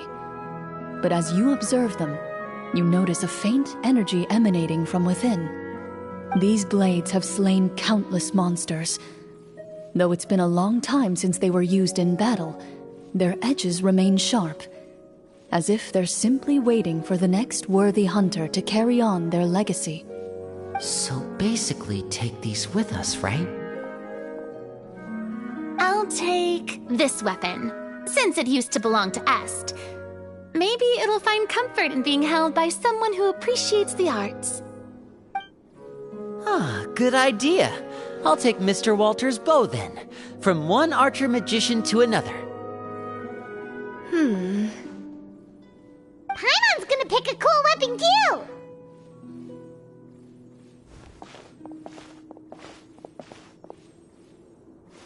As you grip your weapons, you can almost feel the will of past hunters coursing through your being.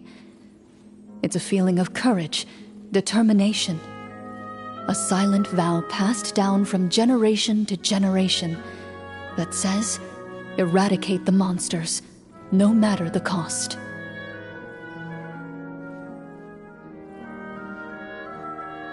Mr. Florian, do you know where to find the evil sorcerer?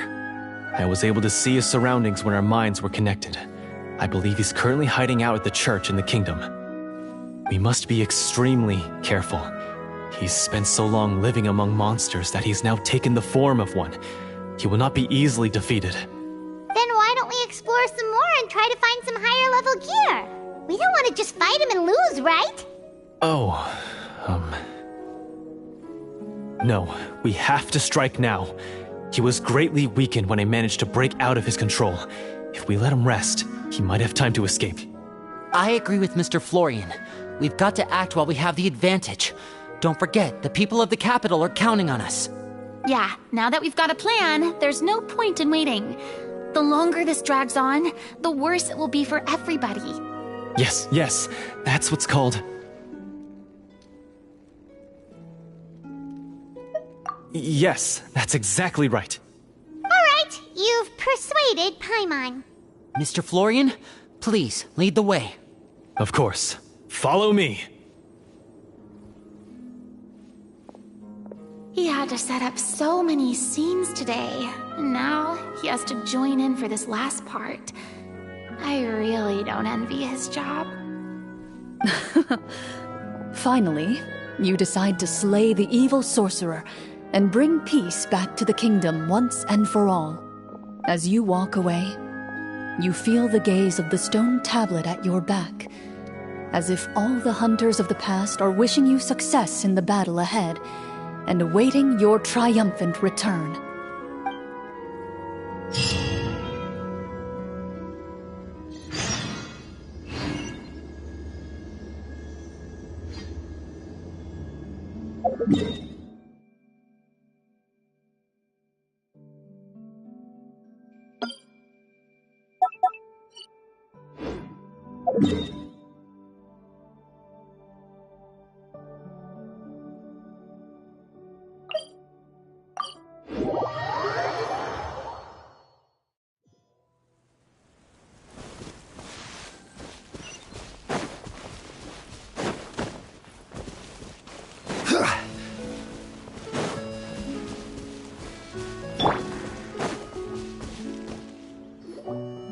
Finally, you arrive at the church Florian described.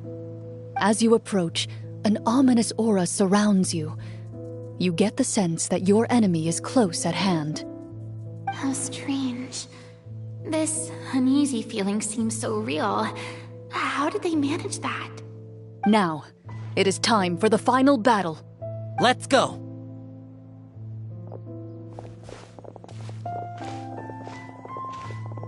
Florian, wait. What's wrong? I think you should wait outside. You've already been corrupted by the Devorator once. It could easily re-enter your mind and take control of your body. I don't think it's a good idea for you to be this close. If it corrupts you again, it's possible you might take on a new form entirely. That's exactly why I have to go. Why I should be at the very front. You mean... Yes. I intend to lure it into my body. That's too risky. If things get out of hand, I might have to kill you. Do you understand how dangerous this is? I understand, but if I do this, you'll have a clear and visible target. The Devorator will have a hard time passing up a chance to enter a body it knows how to control. You won't have to worry about any of your friends being taken over. You're not like me, Miss Clorinde. You're a just and powerful Marechaussee hunter. The monster broke free due to my error. It's only right that I shoulder the responsibility for its destruction. This is something that I have to do. Consider it a duel to restore my honor. My only request is that you give it your all. I understand. Then, as a champion duelist, I hereby accept your request for a duel, and extend to you my most sincere regards. Thank you. The battle is now upon us. Let the Devorator once again tremble under the blade of the Marechaussee hunters. Time to go.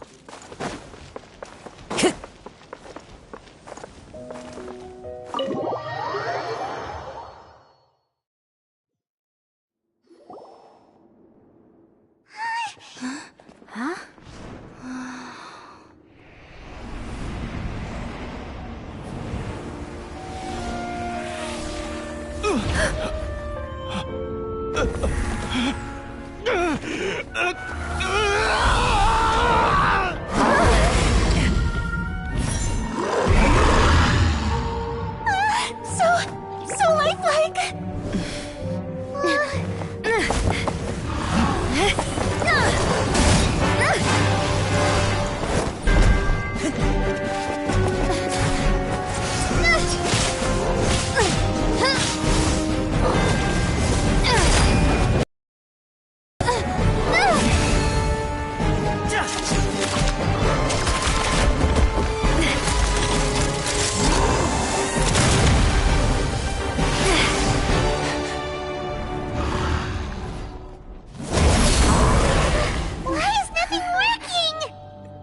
This foe is not invincible. You hold the treasure, the power to defeat it, in your own 2 hands. The treasure? You mean... The names! It's the Marechaussee hunters' names! How are we supposed to... You forget, Paimon? There's still one skill we saved until the very end. Hunters fight not for fame, but to aid the people whenever they are summoned. Walter the Marechaussee Hunter, master of 1,000 tricks, executioner of the Phantom Hunters, I call for aid! Est, the Marechaussee Hunter, inheritor of Cassiodor's will, judge of the Shadow Hunters. Answer my call!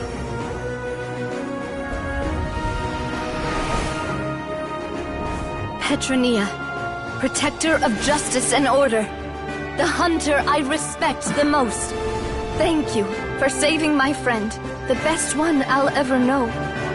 Please, lend us your strength!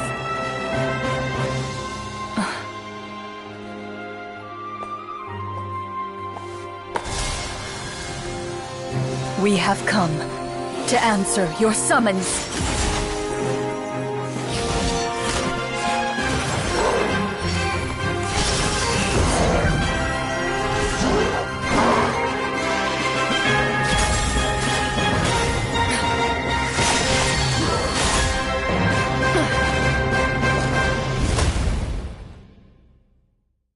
And so, the monsters were eradicated, and the sorcerer was defeated.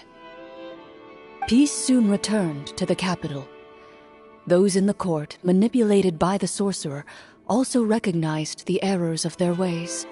Some remembered the names of the heroes who saved their kingdom, but others simply continued their lives none the wiser. Such is the story of the Marechaussee Hunters. They pursue the phantoms in the darkness and exterminate all who pose a threat. They will always protect the city and those within it, even should all memory of their accomplishments be forgotten by the very people they serve. I'm assuming we've finally reached the end of the script. Yes, you've reached one of the better endings. It's a pretty solid story overall. I thought it was just an ordinary adventure at first, but the further we got into it, the more impressed I became with the production and the plot. That final battle especially. All the effects were super realistic. Oh, right. Yeah, totally. That's a really good point. I never expected the weapons we picked up from that vault would have that kind of effect. Yeah, mine nearly scared the daylights out of me when it started glowing. I took a good look at it after we got out, but I don't think it ever lit up again. Oh, we should probably give these props back, right? I'll just leave mine here. Did you have a good time? Of course. Let me know if another script like this comes around. Sure, no problem. Then I'll head back for now. I think I need some time to fully digest everything that just happened. Once Mr. Florian is awake, please pass on my regards to him. He must be extremely exhausted to have passed out cold like that. You're right. He's had a lot to deal with. Well, see you all some other time. Toodaloo!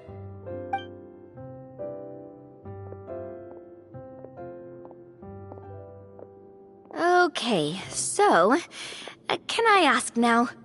I think it should be fine, yeah. What in the world was going on back there? So you saw through all of that? That time in the cave when you told us to close our eyes, it'd be weirder if we didn't notice anything. I was dying of curiosity the entire time. I mean, you did a pretty bang-up job of pretending nothing had gone wrong. Farina actually looked like she thought all of it was planned. Guess none of us wanted to be the one to break the illusion. What are you all talking about?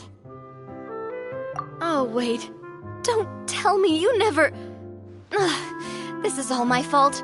It's not too late to cover your ears. Here, partner, I'll do it for you. Bit late for that, don't you think? You're saying everything that happened back there wasn't actually part of the script? It's probably more accurate to say this was never a real scripted story to begin with. What? So loud. My head. Hey, you! Get up right now and explain yourself! No shaking, please! Oh, my head. Did Paimon just hear that right? You guys made up that whole last part on the spot? It's not nice to lie to people, but Paimon's gotta admit, that was a really good story, Florian. Oh, and nice improvisation, Clorinde! Yeah, it was like watching a magician improvise a spectacular magic trick after forgetting an important prop. If Paimon knew something was wrong with that vault, she would have floated straight in the opposite direction. Everything was under control. As if you've ever described a situation as being out of control. I'm pretty sure any situation you consider to be easy to handle would scare a reasonable person half to death. Guess I'm just used to it. You must run into a lot of unexpected situations then. That explains why you're so good at coming up with things on the spot. As for you, Florian... I know there's no excuse for what I did. I'll turn myself into the guards at once, confess my crimes, and accept any punishment that comes my way. I would say you've already suffered more than enough. What? You may have been blinded by fame and fortune in the beginning, but your actions during the final battle had proven you to be a true Marechaussee hunter. You'll be far more used to the city above ground than below. Your job as a hunter is more important. But... Of course, you'll still need to take the keys and pay a personal visit to the 2 hunters you wronged. Prepare to accept any terms they give you as well. Yes, of course. As far as I'm concerned, though, your showing in the duel was enough to prove your honor. Then I'll do exactly as you said. I'll go return those 2 keys right now. Thank you so much, everyone. I'll do my best to prove myself worthy of the second chance you've given me. I swear this on my name and honor as a Marechaussee hunter. Until we meet again, everyone.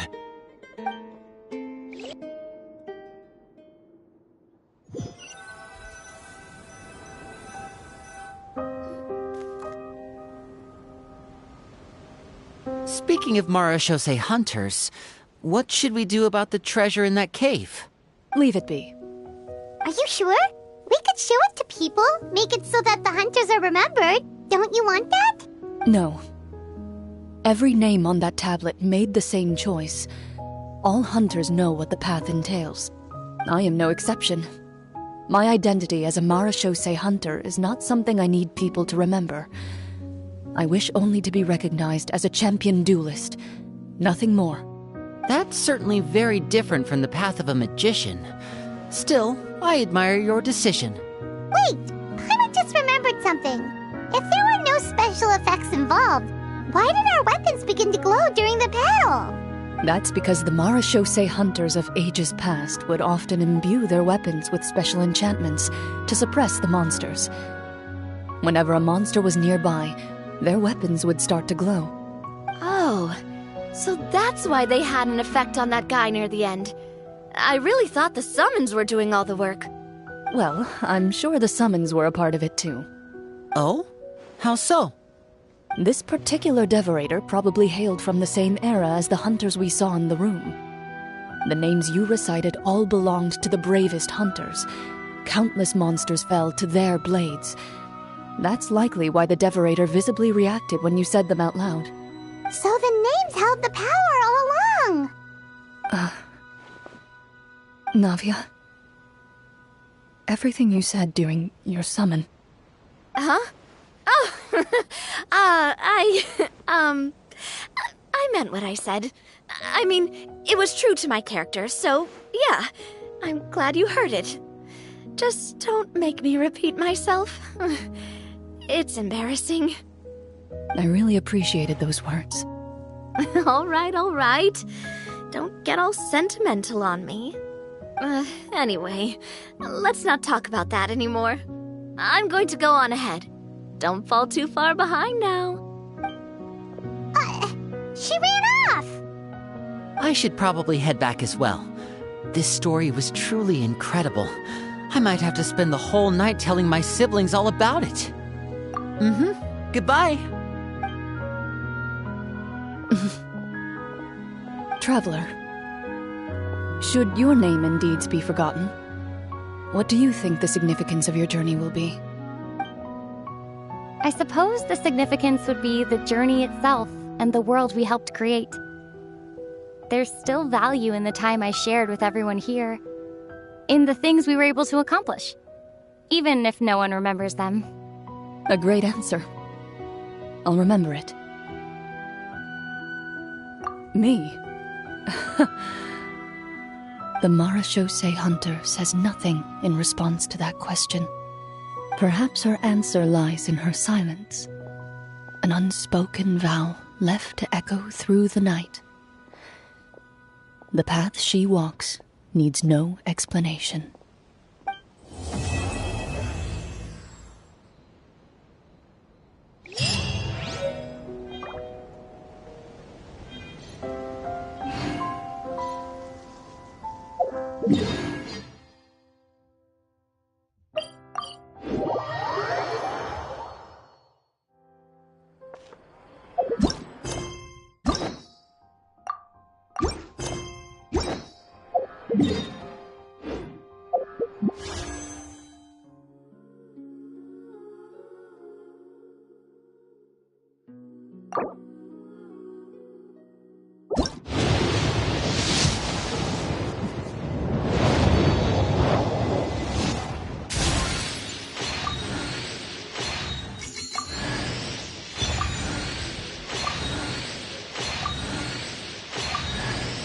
Sorry, ma'am.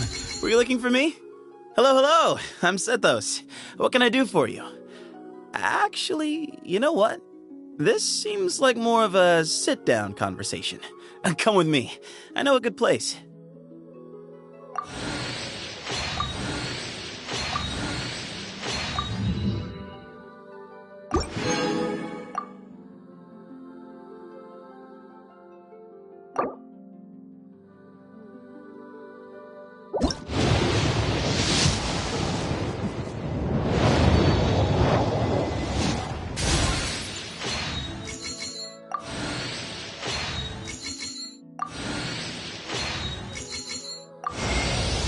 Greetings. I am Clorinde, a champion duelist of the court of Fontaine.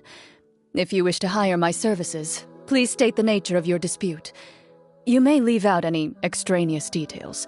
Those are no concern of mine.